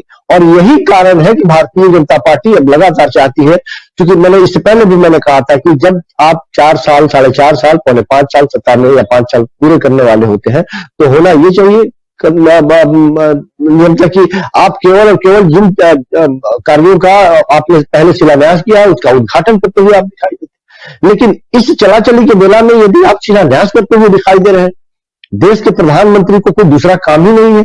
पिछले कुछ महीनों में, 2-3 महीनों में जिस तरह से वो लगातार दौरे, और ये चालू रहेंगे। क्या लोग ये बात समझ नहीं पा रहे हैं कि पूरे हिंदुस्तान में उत्तर प्रदेश ही इतना मुख्य क्यों हो गया? उत्तर प्रदेश में जब इतना विकास पहले ही हुआ था तो ये 1-2 महीने में इतना दौड़ने की जरूरत क्या पान पड़ी? क्यों ये इतना दौड़ रहे हैं? इनको तो होना ये चाहिए कि ये बगल में खड़े रहते और ये बताते कि मेरी उपलब्धियां क्या रही है, मेरे पार्टी की उपलब्धियां क्या रही है। लेकिन देश के प्रधानमंत्री कल ये राष्ट्रीय प्रचारक के तौर पर ये दौड़ते हुए दिखाई दे रहे हैं, बाकी सारी समस्याओं को इग्नोर कर रहे हैं ये। तो निश्चित तौर पे जब सत्ता की लालसा प्रबल होती है तो इस तरह के दृश्य सामने आते हैं और वो दृश्य हम लोग देख रहे हैं। लेकिन लोग भी ये बात समझ रहे हैं कि वो कर क्या रहे हैं। धर्म के नाम पे आपने अभी चर्चा किया, धार्मिक ध्रुवीकरण, ये सारे उनके सर्कस में जो तीर है वो सब जले बुझे हैं। अब लोग इन पे यकीन करने के लिए, इन बातों पे गिरने के लिए लोग तैयार नहीं है। लोगों को पता है कि उनके सरकारी मुद्दे क्या है, वो उस पर बात करना चाहते हैं। और प्रधानमंत्री जी से लेकर के उनके तमाम लोग इस तरह की बातों में उलझाने के लिए अलग अलग तरीके से, अलग अलग नजरिए से लोग कूद रहे हैं इसमें और उलझाने का प्रयास कर रहे हैं, मामले को इधर से उधर करने का प्रयास कर रहे हैं। लेकिन लोग समझ रहे हैं परेशानी का कारण यही है जिसकी वजह से भारतीय जनता पार्टी या हम लोग भी अब जिस मसले पर अभी बैठे हुए हैं कि क्या टाल दिया जाए। ये बात बिल्कुल सही है कि जितनी जान माल नुकसान हमने झेली है, डर मेरे मन में भी है, खौफ आपके मन में भी है, होना भी चाहिए। लेकिन जो प्रक्रियाएं अपनाई जा रही है, क्या वो ईमानदारी से प्रक्रियाएं अपनाई जा रही है इसको टालने के लिए, या खौफ का माहौल आपको दिखाई दे रहा है? ये मजाक बना के रखा है। मैंने कहा कि वेस्ट बंगाल के चुनाव के समय हमने देखा था कि देश के गृह मंत्री को जब पत्रकारों ने पूछा, उनको घेर के, जब 2 लाख लोगों के भीड़ में पूछा कि कोरोना एक तरफ इतना मुंह बाय खड़ा है सुसा के जैसे और आप इतनी भीड़ में बैठे हुए हैं, तो उन्होंने कहा कि आपको विपक्षी पार्टियों ने भेजा है इसलिए इस तरह के सवाल कर रहे हैं। आप सोच सकते हैं कि किस तरह के जवाब को दे रहे थे कि विपक्षी पार्टियों ने आपको भेजा इसलिए आप भारतीय जनता पार्टी को जीतते हुए आप दिखाना नहीं चाहते हैं, दीदी हार रही है इसलिए आप इस तरह से सवाल कर रहे हैं। हमने देखा है। तो मूल बात यही है कि लोग समझ रहे हैं कि वो कह क्या रहे हैं, उनकी बातों को कोई मानने वाला नहीं है। इन बातों का लंबा लुआब यही है कि जो खौफ का माहौल उनके चेहरे पर दिखाई दे रहा है, खास करके भारतीय जनता पार्टी के जो लोग सबसे आगे है। उन लोगों के चेहरे पर जो दिखाई दे रहा है ये इनके प्रकार किसी तरह से सत्ता में बने रहने की कवायद है, लेकिन ये खौफ अच्छा लग रहा है। कम से कम ये खौफ चेहरे पर दिखाई तो दे रहा है कि पार्टियां उनसे सरकारी मुद्दों पर घेर रही है और उनसे बातचीत कर रही है आने वाले दिनों में। और ये चिंता नहीं कीजिए, इलेक्शन बढ़ने नहीं जा रहा है। ये आसान नहीं है कि इलेक्शन को ये टाल देंगे, 2022 तक 22 से 24 तक ले जाएंगे खींच के, ये आसान नहीं है। बस वो जो इनके जो मैंने कहा कि जो जिन लोगों के संवैधानिक संस्थानों के शीर्ष पर बैठे लोग अपने अपने तरीके से इनको खुश करने का प्रयास कर रहे हैं। आप समझ सकते हैं इस चीज को। ये खुश करने की एक कड़ी भर है कि हम आपके साथ हैं, हम आपको परेशान होते हुए देख रहे हैं तो हमारी परेशानी भी बढ़ रही है। ये अपने अपने तरीके से अपना अपना समर्थन दर्शाने का एक तरीका हो सकता है। इलेक्शन बढ़ने नहीं जा रहा है, जो देखना है वो देखेंगे। और देश की जनता और उत्तर प्रदेश की जनता ने जो मन बना लिया है, या खासकर के 5 राज्यों की बात करते, जहां जहां इन लोगों ने बड़े बड़े वादे किए थे, बड़े बड़े नारे लगाए थे, सारे लोग समझ रहे हैं कि ये क्या चाह रहे हैं। आने वाले दिनों में सब कुछ क्लियर होगा और इलेक्शन बढ़ने नहीं जा रहा है, इनकी परेशानी बनी रहेगी। जी कौशिक जी बहुत महत्वपूर्ण बात कह रहे हैं कि इलेक्शन टलने नहीं जा रहा है, यानी कि चुनाव जो है विधानसभा चुनाव समय पर होंगे। ये कहना है संजीव कौशिक जी का। अपनी बहुत सारी बातों को रखते हुए ये बात बहुत ही पुरजोर ढंग से यहां रख रहे हैं। हमारे साथ वरिष्ठ साथी वरिष्ठ पत्रकार राकेश अचल जी जुड़ गए हैं। राकेश जी आपका स्वागत करता हूं इस कार्यक्रम में। और हम लोग इस वक्त चर्चा ये कर रहे हैं कि आखिर बीजेपी को क्यों सताने लगा है हार का डर, और क्या टल जाएंगे चुनाव, विधानसभा चुनाव। ये जो बात है ये यहां इसलिए रख रहे हैं क्योंकि एक तरफ प्रधानमंत्री नरेंद्र मोदी हर तीसरे चौथे दिन उत्तर प्रदेश पहुंच रहे हैं, ये हम सब देख रहे हैं, आप भी अच्छी तरह से देख रहे हैं, समझ रहे हैं। और चाहे कि किसी योजनाओं परियोजनाओं का शिलान्यास हो या उद्घाटन हो या कुछ और हो, प्रधानमंत्री किसी न किसी बहाने पहुंच तो रहे हैं। और उधर योगी आदित्यनाथ जो उनके फायर ब्रांड नेता हैं वो भी अपनी बातें रख रहे हैं, अपने अंदाज में रख रहे हैं। माफिया राज को खत्म कर दिया, बुलडोजर चला दिया, रात को लड़कियां घूम सकती हैं, बहुत सारी बातें बताई जा रही हैं। दूसरी लहर में ऑक्सीजन की कोई कमी नहीं थी, यहां कोरोना से लोगों का हाल बेहाल नहीं था, ये तमाम बातें कही जा रही हैं। लेकिन इन सब के बीच न हिंदुत्व कार्ड चल रहा है, न काशी चल रहा है, न मथुरा चल रहा है, न अयोध्या चल रहा है, और न ही किसान चल पा रहे हैं। जो किसान नाराज थे आज भी नाराज हैं। इनकी रैलियों में अभी हम लोग थोड़ी देर पहले दिखा भी रहे थे कि कई ऐसी रैलियां हैं जहां कुर्सियां खाली पड़ रही हैं और इससे लोग परेशान हैं। ये कुर्सियों को देखिए, ये उप मुख्यमंत्री दिनेश शर्मा जी की एक रैली थी। जरा मैं चाहूंगा कि कहां की रैली है मुझे बताएं। तो ये भी ये शिकोहाबाद है विधानसभा में, वहां की रैली में। और ये देखिए कि लोग जो हैं पहुंच नहीं पाए। तो ऐसा ये एक जगह का विजुअल हम दिखा रहे हैं, कई ऐसे विजुअल्स हैं हमारे साथ सामने, आने वाले समय में आप लोगों को दिखाएंगे।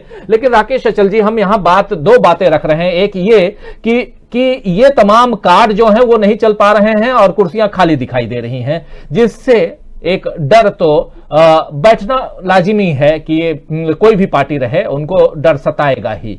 लेकिन दूसरी तरफ इलाहाबाद हाई कोर्ट के जस्टिस शेखर कुमार यादव ने कल कहा है कि बेहतर ये हो, मैं प्रधानमंत्री से और निर्वाचन आयोग से अपील करूंगा कि चुनाव टाल दिए जाएं ओमिक्रॉन के खतरे को देखते हुए। ये दो अलग अलग बातें, दोनों तार को जोड़ करके हम यहां देखने समझने की कोशिश कर रहे हैं। दोनों बातें आपके सामने रख रहा हूं, आपकी व्याख्या, आपके विचार चाहिए। देखिए राजीव जी, अभी कौशिक जी ने बहुत इत्मीनान के साथ और बहुत ही तर्कों के साथ बात रखी है कि जब हमारी संवैधानिक संस्थाएं घुटनों के बल बैठ जाएं और बची हो अदालत, वो भी इशारों में आपकी पिछलग्गू होने का नाटक करने लगे, तब आप मान लीजिए कि हमारा साम्राज्य खतरे में है। और उस साम्राज्य को बचाने के लिए उत्तर प्रदेश जैसे बड़े राज्य में आपको डर नहीं लगेगा? बिल्कुल लगेगा। आप देखिए, एक छोटे से टाइम पीरियड में एक देश का प्रधानमंत्री 12 बार अगर किसी राज्य में सभाएं करता है तो जाहिर है कि वो भीतर से हिला हुआ है। उसके सारे कार्ड असफल हो गए हैं और अब जो जोकर है, या इसको आप तुरप का पत्ता कह सकते हैं, वो भी चलने की स्थिति में नहीं है। तो ये चुनाव टाल के कितने दिन बचेंगे? चुनाव टलेंगे नहीं, चुनाव का सामना इन्हें करना ही पड़ेगा। क्योंकि अगर ये चुनाव टालने की कोशिश करते हैं, इशारों इशारों में अदालत की सह पा करके और संवैधानिक संस्थाओं की हामी भरवा करके, तो आप देखिए कि अपने पैरों पर कुल्हाड़ी मारेंगे और ये कुल्हाड़ी ऐसी पड़ेगी कि फिर इनके लिए खड़ा होना मुश्किल हो जाएगा। पूरे देश के सामने पिछले 2.5 साल में, 7 साल को आप जाने दीजिए, पिछले 2.5 साल में ये बेनकाब हो चुके हैं, हर मोर्चे पर बेनकाब हो चुके हैं। राज्यसभा का आपने किस्सा देख ही लिया कि जनता के जो प्रतिनिधि हैं, जनता की जो बात करते हैं, उनको आप बहाल करने के लिए तैयार नहीं है। उनकी स्थिति भी किसानों ने ऐसी बना दी कि आप बैठे रहिए, हम आपको नहीं सुनेंगे, और आप संसद का सत्र अवसान करके घर चले गए। ये सारी चीजें, सारे स्टेप्स जो हैं, ये घबराहट के स्टेप्स हैं और जाहिर है कि इस घबराहट के पीछे पराजय का खतरा है। अब ना काशी काम आएगी, ना मथुरा काम आएगी, अब आएगी जनता की ताकत काम। और जनता क्या करने वाली है, ये खाली पड़ी कुर्सियां दिखा रही हैं, दूसरे दलों की रैली में उमड़ती भीड़ दिखा रही है, और जाहिर है कि अब साम्राज्य बहुत चारों ओर से घिर चुका है, खतरे ही खतरे उसके सामने खड़े हैं। खतरे के सामने खड़े हैं, ये कह रहे हैं वरिष्ठ पत्रकार राकेश अचल जी। और यही बात अभी हमारे साथी संजीव कौशिक जी भी बोल रहे थे, लेकिन कहना यह है कि चुनाव नहीं टलेंगे। राहुल लाल जी, आपके पास इससे इतर एक दूसरे सवाल के साथ, चुनाव के समय छापेमारी होती है, ये हम सब जानते हैं, और पिछले 5 साल में, 7 साल में हमने बहुत देखे।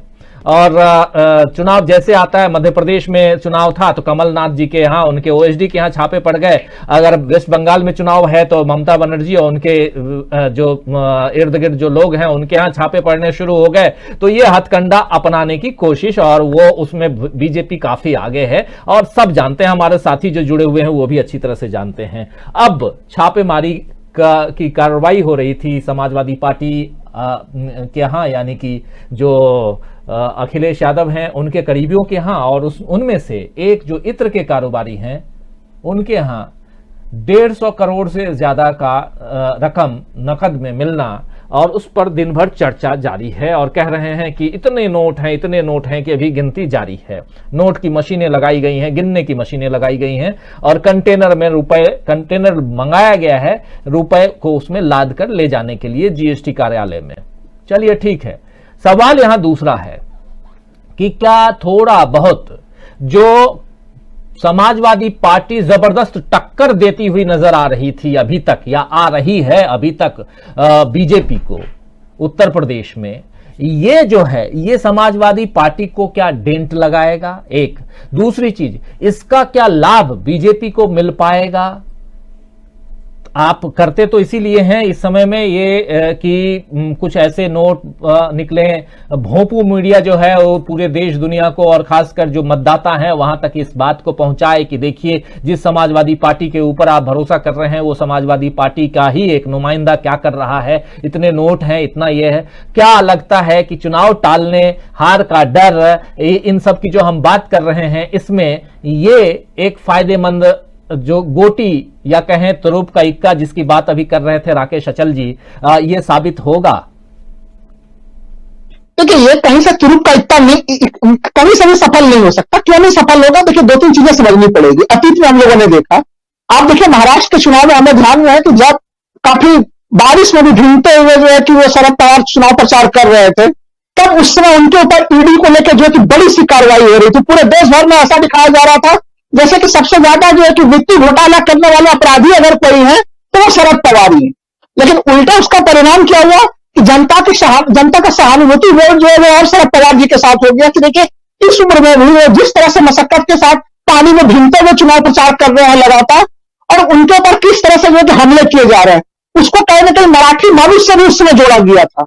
यही तमाम चीजें हम लोगों ने अभी देखा यहाँ पे, जब ममता बनर्जी के साथ जब चीजें हो रही थी, अभिषेक बनर्जी के घर पे जो है कि लगातार उनको दबोचा जा रहा था, अभिषेक बनर्जी की पत्नी के पास में जो है कि छापे किए जा रहे थे, तो वहां पर भी इसका परिणाम बिल्कुल अलग हुआ। लोगों ने माना कि नहीं, बंगाल के संस्कृति के ऊपर और बंगाली जो एक अस्मिता है, बंगाली अस्मिता के ऊपर केंद्र सरकार का हमला है। तो देखिए, इस प्रकार के जो फॉर्मूले हैं वो भारतीय जनता पार्टी के पता नहीं कौन सलाहकार है उनके, कि उनको उल्टी गिनती वाली चीजों को उनको पीछे ले जाने वाली सलाह दे रहे हैं। देखिए, जो मैं इसी सवाल को जोड़ते हुए एक चीज कहूंगा कि अगर ये अभी जो स्थितियां हम लोग देख रहे हैं उत्तर प्रदेश चुनाव को लेके, जैसे जैसे चुनाव की तिथियां एक तरह से समय बीतता जा रहा है, वैसे वैसे बीजेपी की स्थिति और खराब होती जा रही। खुद जो इनके गोदी मीडिया के जो एक सर्वे है उसमें भी इसकी पुष्टि हो रही है, जो खुल के सर्वे में नहीं बता पाते कि एक तरह से पहले कितना वोट प्रतिशत था भारतीय जनता पार्टी का और अब कितना प्रतिशत है। समाजवादी पार्टी का वोट प्रतिशत एक तरह से बढ़ता जा रहा है और एक तरह से बीजेपी का वोट प्रतिशत तो घटता चला जा रहा है। तो अगर ये चुनाव का डेट अगर टालेंगे तो फिर इनकी जो बदनामी है वो महाबदनामी में कन्वर्ट होगा। तो इसलिए अगर भारतीय जनता पार्टी को लाभ की दृष्टि से देखें तो चुनाव टालने में उनको लाभ नहीं है। मैं तमाम जो स्कोप एनालिस्ट है सबों से मैं सहमत हूं कि अगर चुनाव का सामना तो आपको आज न कल तो आपको करना ही है, तो आप अगर उसको लंबा टालेंगे तो सबसे पहला चीज तो ये सीधे सीधे जनता बेवकूफ नहीं होता, वो उनके पास सीधा मैसेज जाएगा कि केंद्र सरकार डर गई है, यानी कि मोदी जी चुनाव के मामले में डर चुके हैं।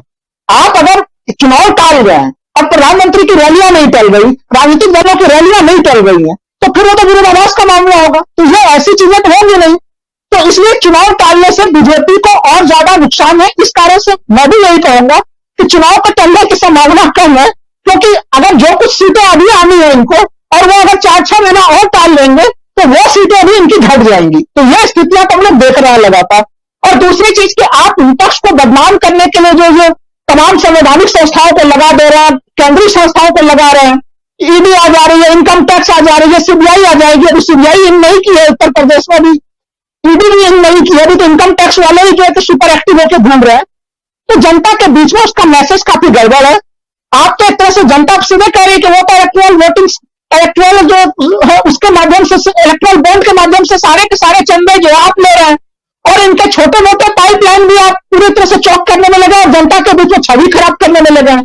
तो यह एक तरह से कहीं न कहीं सहानुभूति का पक्ष जोड़ता है, इसमें कहीं कोई शक वाली चीज नहीं है। एक जो महत्वपूर्ण चीज इनके चुनाव प्रचार से ही उभर के आता है राजीव जी, कि ये चुनाव प्रचार करते हैं और चुनाव प्रचार के दरमियान में, जैसे उदाहरण के लिए प्रयागराज में उन्होंने जो बड़ा सा एक तरह से कांग्रेस के पिच पे, क्योंकि कांग्रेस ने जो पिच बनाया कि भाई लड़की वो ले सकती हूँ, उसको देख के ये तो घबरा तो गए थे कि भाई महिला वोटर्स को हमें संबोधित करना पड़ेगा।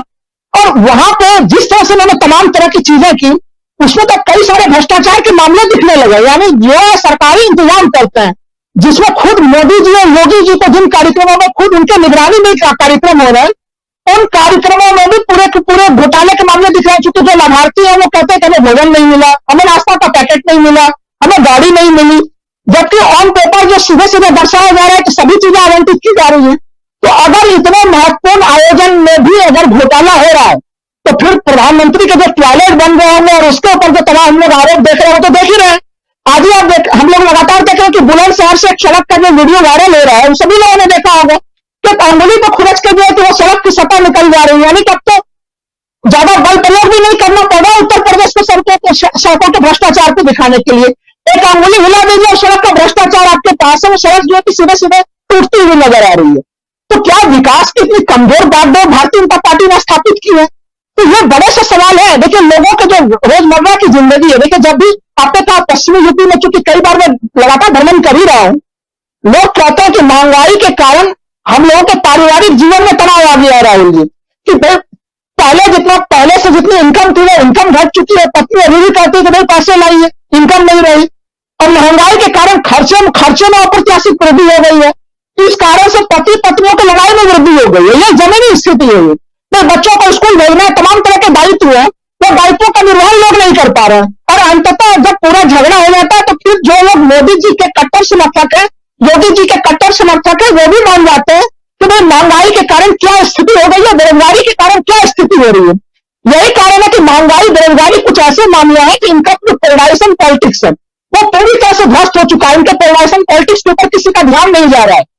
आज हमें याद है कि 19 नवंबर को माननीय प्रधानमंत्री जी ने घोषणा की कि तीनों कृषि कानून वापस लेने के लिए। आज हम लोग सोचे कि 24 दिसंबर को बात कर रहे हैं।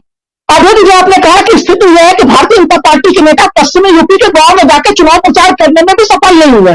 जो वो चाह रहे थे कि हम आसानी से चुनाव प्रचार कर लें, वैसी स्थितियां भी नहीं बनी। तो अब तो सबों को लग रहा है कि अब तो एक सप्ताह 4-5 दिन बचे हैं। क्या किसानों की आय 1 जनवरी 2022 को हम लोग मान लें तो कोई जादुई छड़ी घूमेगी और उनकी आय डबल हो जाएगी? जो उनके कर्ज हो वो खत्म हो जाएंगे? आप लगातार ढोल पीटते कि किसान सम्मान निधि योजना में हमने जो कि लगातार 2,000 रुपया दे रहे हैं, साल के 6,000 दे रहे हैं, लेकिन उस 2,000 और 6,000 रुपया की इस महंगाई में क्या औकात बची है उसकी? उसके माध्यम से लोग डीजल पेट्रोल खरीद कर सिंचाई करेंगे तो कितना लीटर डीजल वो ले पाएंगे? वो कोई भी सामान्य गांव के व्यक्ति से भी आप गणना करा के पूछ लीजिए कि उस 2,000 में कितना लीटर का वो डीजल खरीदेंगे और उससे कितना हेक्टेयर जमीन की वो सिंचाई कर लेंगे, तो शायद इन लोगों की नींद खुल जाती। तो आपने खुद जो केंद्र सरकार के आंकड़े हैं और उत्तर प्रदेश सरकार को लेकर जो केंद्र सरकार के आंकड़े हैं केंद्रीय सांख्यिकी संगठन के, कि कम से कम पिछले 5 वर्षों में उत्तर प्रदेश में 8% किसान मजदूर बन चुके हैं। ये बड़ी शर्मनाक स्थिति है कि हमारे अन्नदाता, अब स्थिति इतनी भीषण हो गई है खेती किसानी की कि वो खेती किसानी छोड़कर वो मजदूर बनने के लिए बाध्य हो रहे हैं।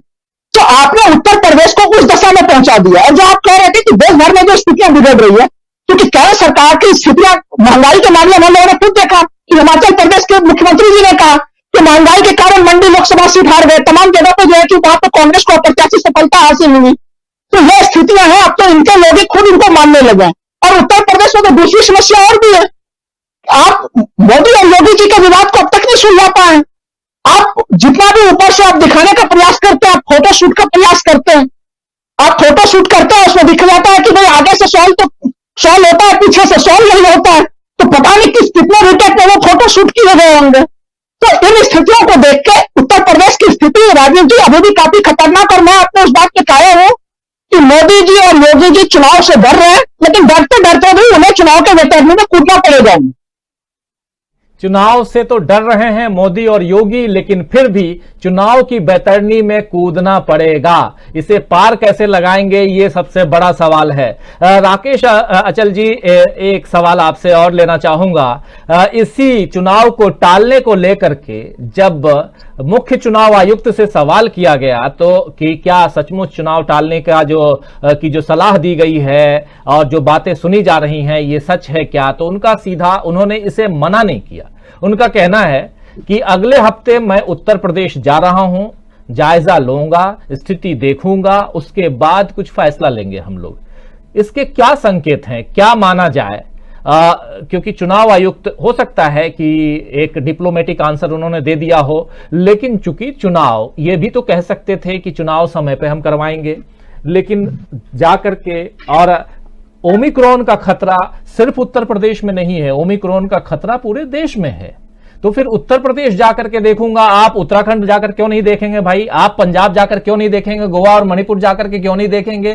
कई सवाल उठते हैं। मैं चाहता हूं कि थोड़ा सा इस पे आप चर्चा कीजिए। और दूसरी बात ये कि वही जो हमारे दोनों साथी अभी सुन भी रहे थे बहुत ध्यान से, आप जो बातें कर रहे हैं, और खासकर मोदी और योगी, इन लोगों के बीच भी, क्योंकि ये पूरा का पूरा चुनाव उत्तर प्रदेश का देखें तो वहां पोस्टर बॉय अब योगी नहीं मोदी दिखाई दे रहे हैं, जो हर तीसरे चौथे दिन पहुंच जा रहे हैं। अभी आपने बताया कि एक छोटे से समय में 12 बार ऑलरेडी जा चुके हैं प्रधानमंत्री नरेंद्र मोदी। तो 12 बार उत्तर प्रदेश जाना, और वो भी एक ही प्रदेश में जाना, सारी विकास की गाथाएं वहीं रच देना, वहीं सब कुछ बता देना। जिस बनारस को आप क्योटो बनाने वाले थे, आज तक नहीं बनाए, लेकिन अब आप क्योटो की बात करने लगे। तो ये जो चीजें हैं, ये भी क्या डरा रहे हैं बीजेपी को? सब कुछ करके भी आप कुछ नहीं कर पा रहे हैं और बैतरणी में आपको डुबकी तो लगाना ही है। कैसे देखते हैं? और खासकर मुख्य चुनाव आयुक्त का जो बयान है, उनके बयान को लेकर के, सुशील चंद्रा के बयान को किस रूप में देखते हैं आप? देखिए, चंद्रा जी नौकरशाह हैं, संवैधानिक संस्था के प्रमुख जरूर हैं, और भारत के अभी तक पिछले 10 साल में, 15 साल में जितने चुनाव आयुक्त हुए हैं, उनमें से कुछ मेरे बहुत नजदीकी मित्र रहे हैं। और हाल में एक चुनाव आयुक्त, पूर्व चुनाव आयुक्त से मेरी इसी संदर्भ में बात हो रही थी, तो उनका कहना था कि हमारे पास संवैधानिक शक्तियां तो बहुत हैं और हम करना भी बहुत चाहते थे, पुराने थे, लेकिन जब तक सरकार नहीं चाहे तो हम क्या कर सकते हैं। तो जब सरकार अगर चुनाव नहीं चाहेगी तो बेचारे चंद्रा जी को मौन ही धारण करना पड़ेगा। और ये मौन इस बात की ओर इंगित कर रहा है कि गले में फांस फंस चुकी है।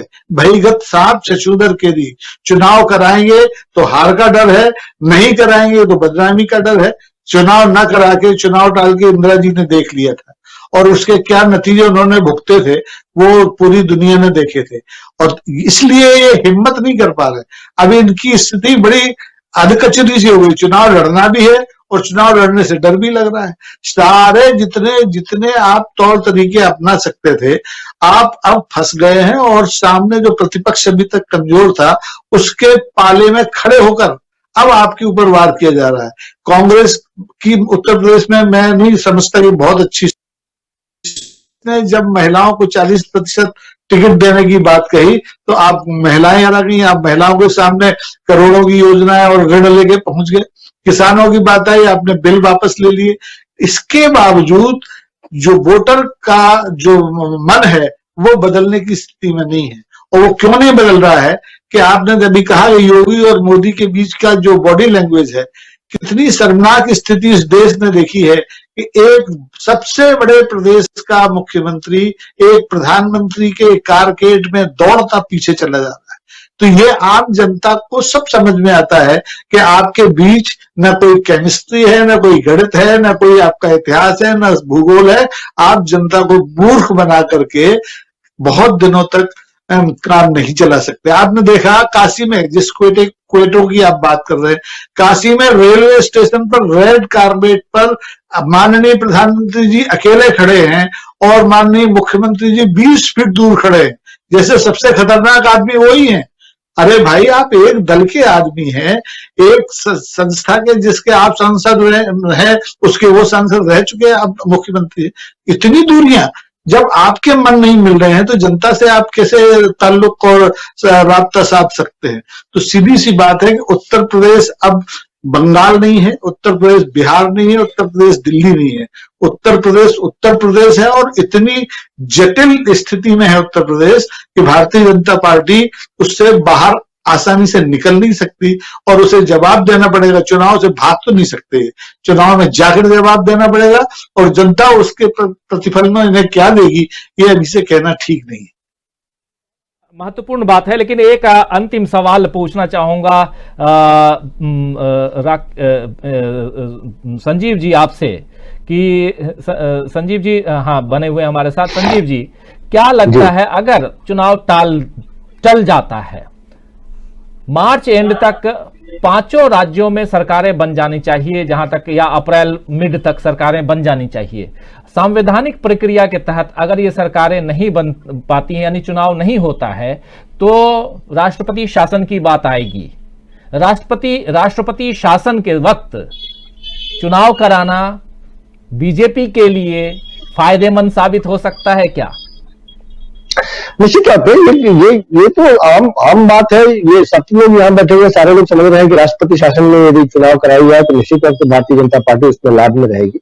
लेकिन इतना आसान नहीं है कि राष्ट्रपति शासन में आप चुनाव कराएंगे, क्योंकि जिस तरह की परिस्थितियां बनी है, लोग तो अब वो जमाना नहीं रहा कि आप नाक बंद करके लोग आपकी बात सुन रहे हैं। वो खोल के चौकन्ना है और देख रहे हैं कि आप हर एक कदम कदम पे आप किधर जा रहे हैं, दाएं मुड़ रहे हैं, बाएं मुड़ रहे हैं, आपकी स्ट्रेटजी क्या है, सोचते क्या है, जहन में क्या चल रहा है।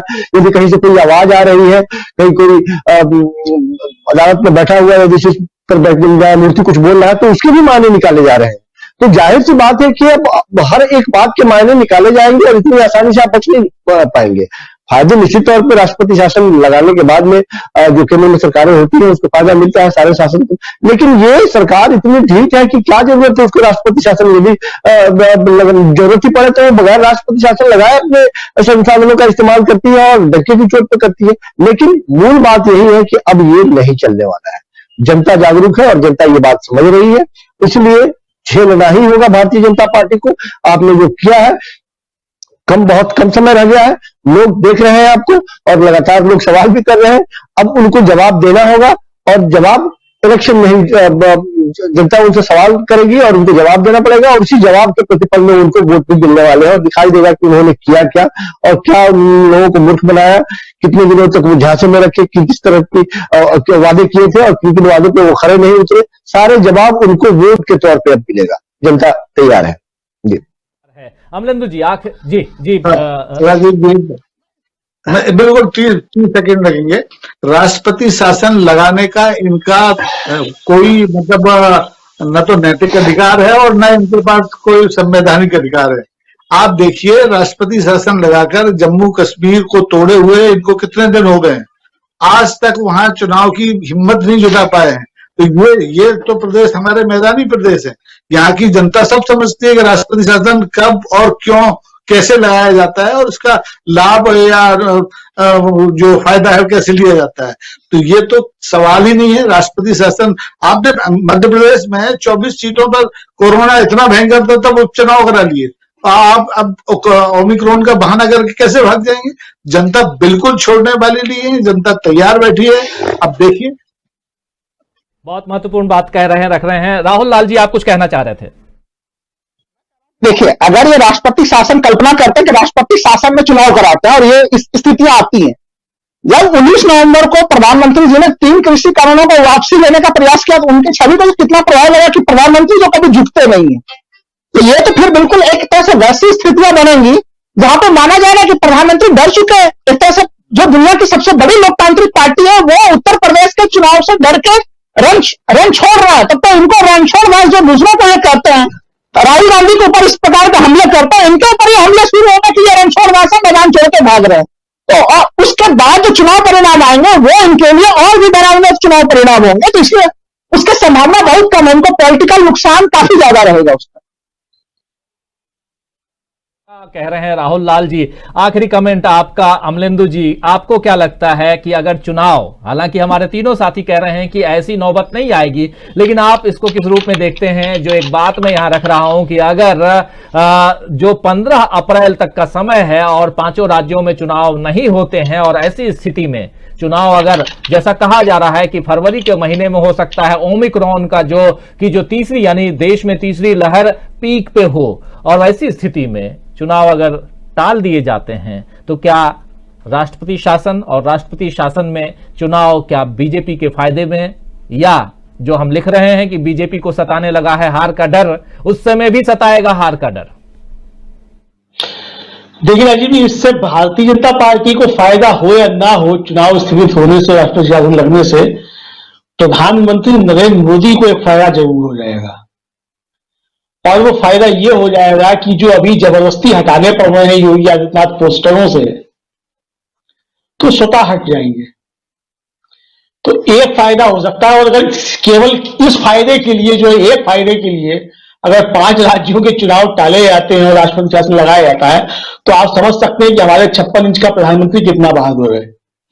तो जो आप अपने अंदर की चीजों को नहीं संभाल पा रहे, उसके लिए आप राष्ट्रपति शासन में जो है धकेलना चाहते हैं, तो ये हो सकता है। बाकी जो जनता ने तय कर लिया है, देखिए अगर चुनाव टलेंगे तो जैसा राहुल लाल जी भी कह रहे थे कि ये मैसेज जाएगा कि ये रणछोड़दास नहीं, ये निश्चित तौर पे मैसेज अब यही जाएगा कि चुनाव में हार के डर से स्थगित किए गए। भले ही आपकी मंशा ये नहीं हो, भले ही आपकी मंशा ये हो कि ओमिक्रॉन का खतरा आ रहा है, और चूंकि कोरोना की दूसरी लहर में सरकार बुरी तरीके से फेल हुई है, अपने दायित्व तो नहीं निभा पाई है, तो अब वो पहले से सजग हो गई है। भले ही आपकी मंशा ये हो कि आप प्रिकॉशंस ले रहे हैं, तैयारी पहले से कर रहे हैं, जो आपको दूसरी लहर में करनी चाहिए थी, जो आप दावे कर रहे थे कि हमने जो कोरोना को हरा दिया है, तो आपने उससे सबक ले लिया है कि आपके वो दावे गलत थे, आप बुरी तरीके से फेल हुए थे। तो आप उसकी तैयारी कर रहे हैं कि वो परिस्थितियां ना बनने पाए। भले ही आपकी मंशा ये हो, लेकिन संदेश जो है जनता के बीच में यही जाएगा। और जिस तरीके से तैयारियां की जा रही है कि प्रधानमंत्री की रैलियों पे कोई रोक नहीं है, प्रधानमंत्री फिर 30 दिसंबर को शायद जा रहे हैं उत्तराखंड, वहां भी रैली करेंगे, तो प्रधानमंत्री की रैलियों पे कोई रोक नहीं है, लेकिन रात 11 बजे से सुबह 5 बजे तक कर्फ्यू है, शादियों में प्रतिबंध है। तो ये जो चीज जिस तरीके से इसको सब किया जा रहा है, इसका नुकसान भारतीय जनता पार्टी को निश्चित तौर पर जबरदस्त तरीके से होगा।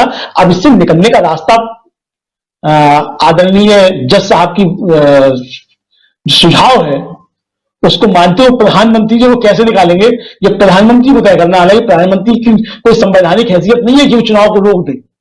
राकेश अली जी की बात ठीक है कि सरकार का दबाव है, मतलब सरकार अगर नहीं चाहे तो चुनाव आयोग कुछ नहीं कर सकता है, लेकिन तय जो है संवैधानिक तौर पे वो घोषणा करनी चुनाव आयोग को ही पड़ेगी। प्रधानमंत्री जो टीवी पे आकर नहीं कर सकते कि चुनाव स्थगित हो गए। जी राजीव जी, बहुत सारी बातें हैं। और प्रधानमंत्री नरेंद्र मोदी, आप याद कीजिए, नोटबंदी से लेकर बहुत सारी घोषणाएं कर चुके हैं। हो सकता है कि ये घोषणा भी देखने को मिले, तो नथिंग इम्पॉसिबल ये भी कह सकते हैं। हालांकि संवैधानिक बातें जो हैं कुछ और हैं, जिसकी चर्चा आप लोग सब कर रहे हैं और हम सब जानते हैं, हमारे साथी भी जो हमें देख रहे हैं वो भी जानते हैं कि संविधान हमारा क्या कुछ कहता है। और संवैधानिक तौर पर चुनाव हो न हो, चुनाव कराए जाए, चुनाव टाले जाए, ये इसकी जानकारी और इसका निर्णय लेने का जो अधिकार है वो चुनाव निर्वाचन आयोग को है, चुनाव आयोग को है, या इलेक्शन कमीशन कह सकते हैं उनको है। तो आज हम बहुत सारी बातें हमने यहां रखी, बहुत सारी चर्चा की बातें जो थी, महत्वपूर्ण बातें थी, हम आप लोगों के सामने हम पेश कर रहे थे, जिसमें महत्वपूर्ण बात ये, इंपॉर्टेंट बात ये कि बीजेपी को क्या सताने लगा है हार का डर, और शायद इसीलिए टल जाएंगे विधानसभा के चुनाव। हमारे तमाम साथी कह रहे हैं कि ऐसा नहीं हो सकता है, चुनाव नहीं टल सकते हैं। देखना होगा कि चुनाव टलेंगे या नहीं, लेकिन इस वक्त तमाम पार्टियां चुनाव की तैयारी में लगी हुई हैं। और रात के कर्फ्यू की जब बात आती है तो रात को भी खूब भीड़ जुटाने में माहिर समाजवादी पार्टी के अध्यक्ष अखिलेश यादव, जो रात को 2 बजे भी रैलियां कर रहे हैं और भीड़ जुटती जा रही थी, अब उनकी रात की रैलियों पर पाबंदी लग गई है, ये तो तय मानिए। तो समाजवादी पार्टी के जो समर्थक हैं वो थोड़े मायूस जरूर होंगे, अदरवाइज बाकियों को कोई दिक्कत नहीं है, क्योंकि बाकी लोग जो हैं वो दिन में बढ़िया आराम से रैलियां कर रहे हैं, और रात को ऐसे भी 11 से 5 तो लोग सोते ही हैं, टीवी देखते हैं या सोते हैं, उनको कोई फर्क नहीं पड़ने वाला है। लेकिन क्या चुनाव टलेंगे, ये बड़ा सवाल है, और ऐसे सवालों के साथ हम फिर से आपके बीच आएंगे। हमारे साथ 4 साथी जुड़े रहे, वरिष्ठ साथी, वरिष्ठ पत्रकारों की टोली जुड़े रहे हमारे साथ। राकेश अचल जी हमारे साथ जुड़े। राकेश अचल जी, आपको बहुत धन्यवाद कि आपने अपना व्यस्ततम समय में से थोड़ा समय निकाला और अपनी बातों को यहाँ आपने रखा हमारे तमाम दर्शकों के लिए। राहुल लाल जी, आपको भी बहुत धन्यवाद, और संजीव कौशिक जी, आपको बहुत धन्यवाद, और अमलेंदु उपाध्याय जी, आपको भी, आप चारों को बहुत धन्यवाद देता हूं कि आप लोग जुड़े और इस कार्यक्रम की शोभा आपने बढ़ाई। आप सबको एक बार दिल से शुक्रिया अदा करता हूं। और तमाम दोस्तों, आप लोगों के लिए ये सूचना जो आप लगातार देख रहे हैं इस हमारे स्क्रीन पर, कि कल शाम 6 बजे से हम आपके बीच लेकर आएंगे इस महीने का आखिरी जो शनिवार है, और हर महीने के आखिरी शनिवार को 5 राज्यों का ओपिनियन पोल पिछले 4 महीने से हम आपके बीच रख रहे हैं। अब समाजवादी पार्टी का कुनबा जो है वो अपने मतलब अखिलेश यादव और चाचा जी शिवपाल यादव के साथ बहुत मजबूत हो चुका है। तो ये मजबूती क्या रंग लाएगी, क्या गुल खिलाएगी, ये देखना दिलचस्प होगा। चन्नी जो है वो कितने मजबूत हुए हैं पंजाब में, ये भी हमारे ओपिनियन पोल से आप समझिए। और साथ में हरीश रावत का बगावती तेवर क्या उत्तराखंड में कांग्रेस को कमजोर करेगा, यह समझना महत्वपूर्ण होगा। और साथ में गोवा और मणिपुर में किसकी सरकार बनेगी। तो 5 राज्यों का ओपिनियन पोल शाम कल 6 बजे से लगातार आपके बीच हम लेकर आएंगे। आज जो है इस कार्यक्रम को खत्म करने से पहले आप लोग लगातार हमारे साथ बने रहे, और मैं देखता रहा कि जो आपके जो कमेंट आ रहे हैं बहुत ही महत्वपूर्ण, बहुत ही इंपॉर्टेंट कमेंट्स आप लोगों ने लिखे हैं, और इसलिए भी इंपॉर्टेंट है क्योंकि कई अलग अलग बातें आप लोग लिख रहे हैं। रूपलाल बेदिया लिख रहे हैं कि तथाकथित धर्म संसद में किए गए आह्वान से देश में आने वाले समय में बड़े खतरे के संकेत मिल रहे हैं, और ये लोग अभी मुसलमानों के सफाई की बात कर रहे हैं, कल दूसरे धर्मों के लोगों के सफाई की बात करेंगे। ये बहुत चिंताजनक बात है। वो कौन है, क्या है, इनको पकड़ के इनके ऊपर FIR क्यों नहीं हुई अभी तक, ये पकड़े क्यों नहीं गए ऐसे लोग जो देश को तोड़ने, असल में टुकड़ा टुकड़ा गैंग, जो टुकड़े टुकड़े गैंग की जो बात होती थी, यही है ये टुकड़े टुकड़े गैंग जो हरिद्वार में धर्म संसद कर रहे थे, और अभी तक हरिद्वार पुलिस से लेकर के उत्तर प्रदेश सरकार या केंद्र की जो बैठी केंद्र में अमित शाह जिसके मुखिया हैं गृह मंत्रालय, इन्होंने संज्ञान में क्यों नहीं लिया है, यह समझना होगा। क्या बीजेपी का संरक्षण है, ये भी बड़ा सवाल है। लेकिन धर्म संसद जो हरिद्वार में, जिसका वीडियो जो है काफी वायरल हो रहा है, जिसमें एक संप्रदाय के लोगों को मार काट की बात हो रही है, ये अच्छा नहीं है। इसकी हम भर्त्सना करते हैं इस खुले मंच से, और मैं जानता हूं कि हमारे साथ जो मैं ये बात रख रहा हूं यहां पर, तमाम आप साथी दोस्त जो हमारे साथ जुड़े हुए हैं, आप भी मेरी बातों से सहमत होंगे। कहीं भी किसी भी रूप में कानून को अपने हाथ में लेना और किसी को मार डालने का फरमान जारी करना, ये सही नहीं है। ये देश जो है ये लोकतंत्र और से बना हुआ लोकतांत्रिक देश है, और इसमें तमाम तरह के लोग रहते हैं, तमाम विचारों के लोगों का यहाँ निवास होता है, तमाम धर्म और संप्रदाय के लोग रहते हैं, और ये सिर्फ और सिर्फ हिंदू राष्ट्र नहीं है, ये बात समझना होगा। और यही बात नहीं समझेंगे तो ये इस देश के लिए गलत है। रूपलाल बेदिया जी, बहुत महत्वपूर्ण बात पर आप यहां ध्यान दिला रहे हैं, बहुत सही है। राजेश सिंह जी हैं हमारे साथ जो कह रहे हैं दीदी प्रियंका गांधी जिंदाबाद। फिर इसी तरह और भी बहुत सारे साथी हैं। मदीना का मुसाफिर हमारे साथ में हैं। फिर हाजी मोहम्मद यूनुस भी हमारे साथ, अफरोज आलम भी हमारे साथ में बने हुए हैं, कमरे आलम भी हैं। धर्म संसद के नाम पर आतंकवाद फैला रहा था, ये कह रहे हैं कमरे आलम जी। और अफरोज आलम कह रहे हैं कि ओमिक्रॉन वायरस केवल रात 11 बजे से सुबह 5 बजे तक ही रहता है, दिन में चला जाता है। क्या बेतुकी बात है, बिल्कुल सही कह रहे हैं, क्या बेतुकी बात आई है। अफरोज आलम जी बहुत महत्वपूर्ण बात लिख रहे हैं और ये जरूरी है यहां पर इन बातों को समझना। हाजी मोहम्मद यूनुस लिख रहे हैं इस्लाम में सब्र करना अच्छा होता है। जय हिंद। बिल्कुल, इस्लाम हो या हिंदू हो या क्रिश्चियन हो, कोई भी हो, लेकिन सब्र का फल मीठा होता है। धर्म को किनारे रख दीजिए और ऐसे भी कहें तो सब्र का फल मीठा होता है। सब्र कीजिए, जनता जो है सब देख रही है, हर गुनाह का फल यही मिलेगा। ये लिख कर रख लीजिए, सारे गुनाहों का फल यही मिलेगा। आपकी मौत, आपकी मृत्यु, आपके इस दुनिया से छोड़कर जाने के बाद कुछ नहीं बचता है, लेकिन जब तक आप जिंदा हैं और आप गुनाह कर रहे हैं, आप गलत कर रहे हैं, उसका प्रतिफल आपको मिलेगा। इसलिए डरिए, कम से कम अपने गुनाहों से तो डरिए, कि जो गुनाह कर रहे हैं उससे डरिए साहब। लेकिन यहां लोग आंखों पर पट्टी बांधे हुए हैं, कोई धर्म की पट्टी तो कोई सियासी पट्टी, और चश्मा कुछ और, इसलिए दिक्कत है। अशकर गोरी भी हमारे साथ में है, अजय इंफ्रा भी हमारे साथ में बने हुए हैं, हासिम खान बने हुए हैं जो कह रहे हैं अब की बार बीजेपी की पक्की हार, राजेश सिंह बने हुए हैं बीजेपी और आरएसएस देश के लिए डिजास्टर हैं कह रहे हैं, कलीम सैयद भी हैं, कह रहे हैं कि मोदी जी झूठ बोल रहे हैं। उसके अलावा दीपक चौधरी जी हैं, कह रहे हैं दुनिया में हिंदू राष्ट्र कहां है, और यह सवाल बहुत इंपॉर्टेंट सवाल है। अभी तो कहीं नहीं है। एक हिंदू राष्ट्र होता था नेपाल, वो भी अब लोकतांत्रिक देश है और धर्मनिरपेक्ष देश है, वो भी हिंदू राष्ट्र नहीं है 2007 के बाद से। राजेश सिंह सही कह रहे हैं आप, कलीम सैयद भी सही कह रहे हैं कि मोदी जी झूठ बोलकर कब तक साथ लोग मोदी जी का साथ, जो मोदी जी झूठ बोलते हैं, लोग कब तक उनकी बातों को मानेंगे, कब तक उनका साथ देंगे। कहने का मतलब कालिम से का यही है, सैयद का, कालिम सैयद जी बिल्कुल सही। ओमवीर सिंह कह रहे हैं अखिलेश यादव जिंदाबाद। दीपक चौधरी दुनिया में हिंदू राष्ट्र की बात कर रहे हैं, ओमवीर जी। उसके अलावा सोहेल लिख रहे हैं कि सुबह आंसर सऊदी अरब से डीबी लाइव नंबर 1। बहुत धन्यवाद सोहेल जी की आप सऊदी अरब से हमें देख रहे हैं और डीवी लाइव नंबर 1 कह रहे हैं। बहुत शुक्रिया अदा करता हूं आपको सोहेल जी। कमरे आलम गुड नाइट लिख रहे हैं और अभिषेक यादव जय अखिलेश लिख रहे हैं। अली राजा लिख रहे हैं कि अली राजा जी कहां चले गए। अली राजा जी थोड़ा ऊपर चले गए हैं। खैर फिर हाँ सर, अली राजा लिख रहे हैं सर योगी जी ने यूपी नेट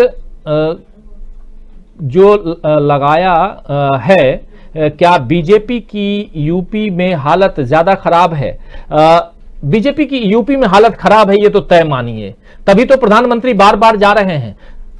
1.5 महीने में 12 बार प्रधानमंत्री को मतलब 45 दिन में 12 बार प्रधानमंत्री गए। आप जोड़ लीजिए कि कितने दिन के अंतराल में, मतलब हर 5वें दिन प्रधानमंत्री रहे हैं उत्तर प्रदेश में। ये क्या हो रहा है ये तो समझना होगा। क्या देश के प्रधानमंत्री जो हैं वो देश के प्रधानमंत्री हैं भाई, या वो उत्तर प्रदेश के मुख्य प्रचारक हैं, या उत्तर प्रदेश के मुख्यमंत्री हैं? ये तो समझना होगा। इसलिए अली राजा जी बहुत सही कह रहे हैं आप। ओमवीर जी हैं, लल्लन प्रसाद जी हमारे साथ जुड़े हुए हैं जो कह रहे हैं, लल्लन प्रसाद जी की 1 मिनट कहां चले गए लल्लन प्रसाद जी, थोड़ा सा आगे चले गए हैं, लेकिन फिर भी और भी बहुत सारे साथी हैं। एस यादव हैं जो न हिंदू चलेगा, न मुसलमान चलेगा, न मथुरा चलेगा, न काशी चलेगा, न शमशान चलेगा, न कब्रिस्तान चलेगा तो सिर्फ बेरोजगारी, महंगाई, स्वास्थ्य, शिक्षा और भ्रष्टाचार का मुद्दा ही चलेगा।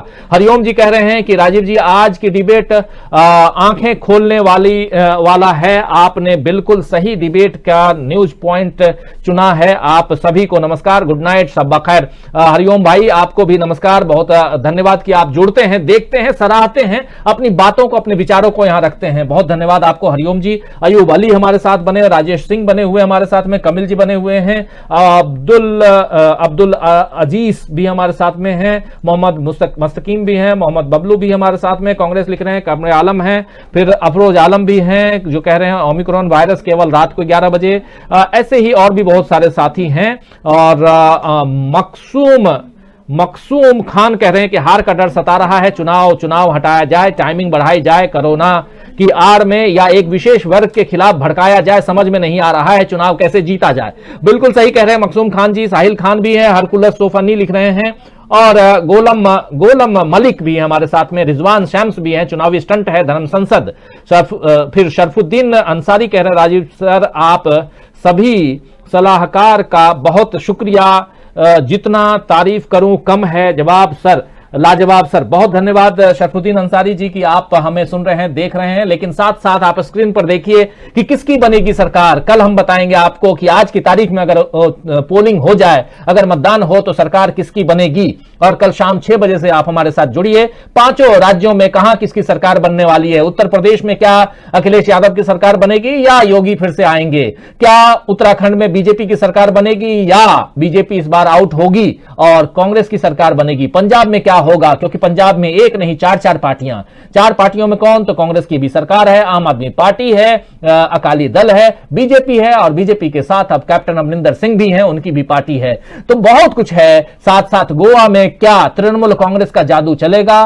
टीएमसी यानी कि ममता बनर्जी जो गोवा में तोड़फोड़ करने की कोशिश कर रही थी, उसका फायदा क्या उन्हें मिल रहा है? और मणिपुर में क्या फिर से सरकार बनाएगी बीजेपी गठबंधन का सरकार वहां बनेगी? तो बहुत सारे सवालों के साथ कल हम आपके सामने शाम 6 बजे हाजिर होंगे।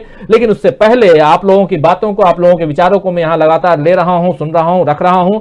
उसैद अहमद हैं जो कह रहे हैं कि 7 बजे 7 o'clock का बेचैनी से इंतजार करता हूं और कमेंट्स भी करता हूं, आज पढ़ा अच्छा लगा। अफरोज आलम जी आप कमेंट लिखते हैं, लिखा कीजिए, बाद में थोड़ा कमेंट ले पाता हूं क्योंकि 4 साथी जो हमारे साथ जुड़ते हैं, 3-4 जो वरिष्ठ पत्रकारों का पैनल जो होता है, उनके विचारों को बहुत ध्यानपूर्वक सुन करके मैं चाहता हूं कि पहले उनके विचारों को आप लोग भी ध्यानपूर्वक सुनिए, फिर आप लोगों के विचारों को लेता हूं, आप लोगों की बातों को रखता हूं, ताकि देश दुनिया को आपसे भी रूबरू करवाऊं, आपकी बातों से, आपके विचारों से भी रूबरू करवाऊं। मोहम्मद सोनू है जो कह रहे हैं बीजेपी हटाओ देश बचाओ, और नईम खान कह रहे हैं नाइस पैक डीवी लाइव। बहुत धन्यवाद नईम खान जी की आप जुड़े हुए हैं। और जवाहर राम कह रहे हैं N2 कांग्रेस ही कुछ कर सकती है। जवाहर राम जी कह रहे हैं कि कांग्रेस ही कुछ कर सकती है। मोहम्मद मोनजीर अंसारी जिंदाबाद लिख रहे हैं। हाजी मोहम्मद यूनुस भी हैं। डीबी लाइव सारे न्यूज सच्ची होती है। और इनके अलावा भी और भी बहुत सारे साथी हैं। तारिक अनवर भी हमारे साथ में है जो डीबी लाइव नंबर 1 पर जाएगा क्योंकि सच्चाई दिखाता है। बहुत धन्यवाद आपको तारिक अनवर जी। और मोहम्मद आलम नेपाली लिख रहे हैं, नेपाल से लिख रहे हैं शायद, हिमाचली सॉन्ग है, गुड नाइट लिख रहे हैं। रिजवान सैम्स हैं, कल का इंतजार है राजीव जी, लेकिन कल शाम 6 बजे से आप लोगों के बीच रहूंगा। 7 नहीं 6 बजे से आप लोगों का इंतजार रहेगा हमें। आप लोग ध्यान से देखिएगा, कल शाम 7 बजे से नहीं 6 बजे से। हरमेंद्र सिंह कह रहे हैं सर हिंदू मुस्लिम करने वाले का कभी एक भी मुसलमान को किसी अन्य देश में ये हिंदू मुस्लिम की बात ना करके कह रहे हैं। और हमरिंद जी बिल्कुल सही। कमिल शेख अब्दुल अजीज आज का प्रोग्राम बहुत ज्यादा बढ़िया है लिख रहे हैं। कुंदन प्राइम टाइम लिख रहे हैं कि राजीव सर जी बीजेपी हार के डर से चुनाव को टालने की कोशिश कर रही है। बिल्कुल सही कह रहे हैं, यही तो यहां हम सवाल रख भी रहे थे। अफरोज आलम भी, और इनके अलावा महमूद आलम और अजय इन्फ्रा हमारे साथ बने हुए हैं जो कह रहे हैं कि संविधान बचाना है तो दीदी प्रियंका को लाना है। और मकसूम खान कह रहे राजीव जी आपको बहुत बहुत शुक्रिया, आपका प्रोग्राम बहुत ही अच्छा चल रहा है। बहुत धन्यवाद मकसूम खान जी। उसैद अहमद कह रहे हैं 3 बार मैंने लिखा है लेकिन आपने 1 बार भी नहीं पढ़ा। राजीव जी आपसे ऐसी उम्मीद नहीं करता हूं। उसैद अहमद जी आपका कमेंट अगर छूट गया हो तो माफी चाहूंगा, लेकिन पढ़ता जरूर हूं और कोई जानबूझ करके किसी के कमेंट को मैं नहीं छोड़ता हूं। कई बार थोड़ा सा फास्ट चलता है कमेंट बॉक्स भी, तो उसके कारण दिक्कत हो जाती है। रोहित महाजन है, हिंदू मुस्लिम सब एक हैं लिख रहे हैं। और बिल्कुल हिंदू मुस्लिम सिख ईसाई सब हैं भाई भाई जो नारा है ये बहुत महत्वपूर्ण है। और इन सबसे ऊपर हम सब इंसान हैं और इंसानियत सबसे ऊपर है, ये तो समझना ही होगा। इंसान सबसे बड़ा है, इंसानियत सबसे ऊपर है। और अगर इंसानियत है तो इंसानों ने ही धर्म बनाया है। धर्म, संप्रदाय, जाति, वर्ण, ये तमाम व्यवस्थाएं जो हैं वो इंसानों की बनाई हुई हैं। लेकिन ईश्वर, अल्लाह, गॉड, इसने जो बनाया है उसने तो सिर्फ इंसान की रचना की है। ईश्वर, अल्लाह, गॉड ने न हिंदू बनाया, न मुसलमान बनाया, न सिख बनाया, न ईसाई बनाया, उसने तो सिर्फ एक इंसान बनाया। हम और आप इंसान हैं, इसलिए इंसानियत सबसे ऊपर रहे, इसी की कामना है। और कोई भी इस नाम पे न लड़े कि वो हिंदू है, वो मुसलमान है, या वो सिख है, वो ईसाई है, इस नाम पे न लड़े तो ज्यादा बेहतर होगा। लेकिन जो लड़ाने की कोशिश करे उसका बाइकआउट कीजिए, उसको दूर कीजिए, ये जरूरी है। कुलविंदर जी भी हमारे साथ बने हुए हैं। कुलविंदर संधू जी, आपका कमेंट नहीं ले पाता हूं लेकिन अभी सामने दिख रहा है आपका कमेंट। यूपी में कांग्रेस सरप्राइज करेगी, कुलविंदर संधू कह रहे हैं। मोहम्मद मुनाजिर अंसारी कह रहे हैं यूपी एकता जिंदाबाद। और Devendra Chatterjee, I love DV live, good night. Devendra Chatterjee ji, आजकल आपके कमेंट कम पढ़ पा रहा हूं, थोड़ा लिखा कीजिए आप। बहुत दिनों से आप देखते हैं हमें और सराहते हैं, आपका कमेंट अच्छा लगता है, आप लिखा कीजिए। कमलेश यादव हैं, थैंक्स राजीव सर लिख रहे हैं। कुलविंदर संधू, यूपी में कांग्रेस सरप्राइज करेगी लिख रहे हैं। मुबारक हुसैन भी हमारे साथ बने हुए। मुबारक हुसैन कादरी, मैं आपका बहुत बड़ा फैन हूं। राजीव जी बहुत धन्यवाद, मैं आपका बहुत बड़ा फैन हूं कादरी साहब कि आप हमें देखते हैं। मुबारक हुसैन कादरी साहब, आप लोग देखते हैं, अच्छा लगता है, सुनते हैं, लिखते हैं। विद्युत मल्ला जी हैं जो कह रहे हैं कि चुनाव टालना क्या बीजेपी का प्लान बी है? हाँ, प्लान ए और प्लान बी, लेकिन टालने के बाद बीजेपी को घाटा ही होगा, जैसे हमारे साथी अभी जो जुड़े हुए थे वो लोग लिख रहे थे। और इसी तरह और भी बहुत सारे साथी हैं, कमलेश हैं, राहुल सिंह भी हमारे साथ बने हुए हैं, विशाल शर्मा बने हुए हैं हमारे साथ में, सबको हेलो लिख रहे हैं विशाल शर्मा। विद्युत मल्ला लिख रहे हैं कि सर आज देश की हालत देखकर लगता है कि क्या देश तानाशाह बन गया है, देश में तानाशाही चल रही है क्या, ये सवाल कर रहे हैं। और बहुत दुखी मन से ये लिख रहे हैं विद्युत मल्ला जी, आपकी बात मैं समझ सकता हूं और इसी पर हम चर्चा करते भी हैं। बहुत सही लिख रहे हैं। नाजिम खान हाय सर लिख रहे हैं। और फिर महादेव जी दल्ला चैनल लिख रहे हैं। तो देखिए अलग अलग लोग हैं, हमें दलाल भी कहने वाले लोग हैं, हमें सराहने वाले लोग भी हैं। तो महादेव जी, आपका नाम इतना अच्छा है, महादेव, देवों के देव महादेव, और मैं बहुत मानता हूं, भगवान शंकर को मैं बहुत पसंद करता हूं। और लेकिन आप जो शब्द लिख रहे हैं बहुत घटिया शब्द लिख रहे हैं, थोड़ा अच्छे शब्द लिखा कीजिए। थोड़ा सा अगर दलाल ही कहना है तो थोड़ा प्यार से कहिए, उसमें क्या बुराई है। आपको पसंद ना रहो कोई बात नहीं, और हर इंसान को पसंद नहीं आता है, मैं समझता हूं।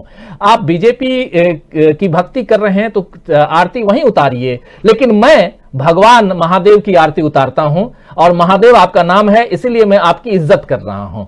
तो आपके लिए कोई बुराई नहीं है। आपने नाम जो रखा है अपना, बहुत अच्छा नाम रखा है। आपको बहुत शुक्रिया अदा करता हूं कि आप हमारे साथ जुड़े हैं। और रोज देखिए, शायद आपको कुछ बातें इसमें से अच्छी लगेंगी, और जो अच्छी लगेंगी उसके बारे में उसकी सराहना कर दीजिएगा, बुरी लगेंगी तो जैसे ही दलाल कहिएगा, दल्ला कहिएगा, कोई बात नहीं। रूपलाल गुगरवाल जी हैं जो कह रहे हैं राजीव जी आपकी बात सही है। मुबारक हुसैन भी हैं, ऐसे ही बहुत सारे साथी हैं। वासिम खान लिख रहे हैं कि राजीव जी उत्तराखंड में जो धर्म संसद पर चर्चा कराइए। धर्म संसद पे तो चर्चा बीच बीच में हो ही रही है भाई। आपको वासिम खान जी मैं एक बात बताना चाहता हूं, ये लोग उस लायक नहीं हैं जिन लोगों ने धर्म संसद लगाई थी। वो धर्म के नाम पर गुंडागर्दी, धर्म के नाम पर आतंक फैलाने वाले लोग कैसे धार्मिक हो सकते हैं, कैसे हिंदू हो सकते हैं। जो राहुल गांधी बोलते हैं कि हिंदू और हिंदुत्व में फर्क है, ये हिंदुत्ववादी लोग हैं, ये हिंदू नहीं हैं। जो कह रहे हैं कि मुसलमानों को मार डालो, काट डालो, ये नहीं है। और इसलिए इन पर चर्चा करके क्या फायदा, अपना समय बर्बाद करना है। इनको दूर करें। हां, अगर इस देश की सरकार इनके ऊपर एक्शन नहीं लेगी तो ये याद रखिए कि आज न कल ऊपर जो बैठा है, हमारा आपका सबका मालिक एक, वो जरूर इनकी खबर लेगा, इतना तय मानिए। जो लोग नफरत फैलाएंगे, नफरत के कफन में खुद ही वो कैद हो जाएंगे, ये याद रखिएगा। तो इसलिए इनकी चर्चा न करें, अच्छा है, बेहतर है। महेश कुमार हैं जो कह रहे हैं कि देश को डुबो देगी बीजेपी, देश को बचाना है तो देश के लिए कांग्रेस ही बेहतर, हिंदू मुस्लिम सिख ईसाई सब हैं भाई भाई, जय हिंद जय भारत। बहुत खूब लिखा है आपने। बद्री विशाल जी हमारे साथी गुड नाइट लिख रहे हैं, आपको भी बद्री विशाल जी गुड नाइट। मोनी दिवाकर हैं, आज का प्रोग्राम बहुत अच्छा लगा सर। मोनी दिवाकर जी आप हमें देख रहे हैं, बहुत अच्छा हमें भी लगा, आपका कमेंट पढ़ के भी अच्छा लगा। कामिल शेख भी हमारे साथ में। रोहित महाजन, इंडिया फिर से 1947 पर जा रहा है लिख रहे हैं रोहित महाजन जी। नाजिम खान हैं हमारे साथ में, हाय सर लिख रहे हैं। और नाजिम खान जी आपको भी हाय। वसीम खान भी हैं हमारे साथ में। उसके इनके अलावा उबैदुल्ला खान भी हम नमस्कार सर जी लिख रहे हैं। Dream girl I love my India लिख रहे हैं ड्रीम गर्ल से। और दयाल एसके भी हमारे साथ में हाय लिख रहे हैं। रामपाल मीना भी हैं। तो तमाम साथियों, अब इस कार्यक्रम को रतन कुमार सूत्रधार भी हैं और केशव देव भी, और साथ में ऐसे तमाम का कास्मी एजुकेशन भी हमारे साथ में, अमीर हमजा भी हैं और हर गोविंद यादव जी। हर गोविंद यादव जी ने गुड नाइट लिख दिया है। रविकांत जी भी गुड नाइट लिख रहे हैं। हारून अब्बास भी हमारे साथ बने हुए हैं और साथ में मोहम्मद मुकर्रम खान, मोहम्मद तनवीर और लवकुश कश्यप, जाहिर मंसूर, अजय इनफ्रा, रोहित महाजन, डॉक्टर दिनेश कुमार यादव, जेके द ब्लाडर वेरी गुड लिख रहे हैं। तो ऐसे अशोक कांबले हमारे साथ में बने हुए हैं। एजुकेशन स्टडी भी हैं और महेश कुमार हैं, गुड्डू राजा हैं, कुंदन जी हमारे साथ में, हरगोविंद जी गुड न्यूज गुड नाइट लिख रहे हैं, कासमी जी गुड नाइट लिख रहे हैं। तो मैं भी अब आप सबसे विदा चाहता हूं, नमस्कार कहता हूं, गुड नाइट कहता हूं, नमस्कार, गुड नाइट, शुभ रात्रि, शब खैर। कल शाम 6 बजे ओपिनियन पोल के साथ, सर्वे के साथ, किसकी 5 राज्यों में कहां किसकी सरकार बनने वाली है, इसके साथ हाजिर होऊंगा। कल शाम 6 बजे आपका इंतजार रहेगा। तब तक फिर से गुड नाइट, शुभ रात्रि, शब खैर।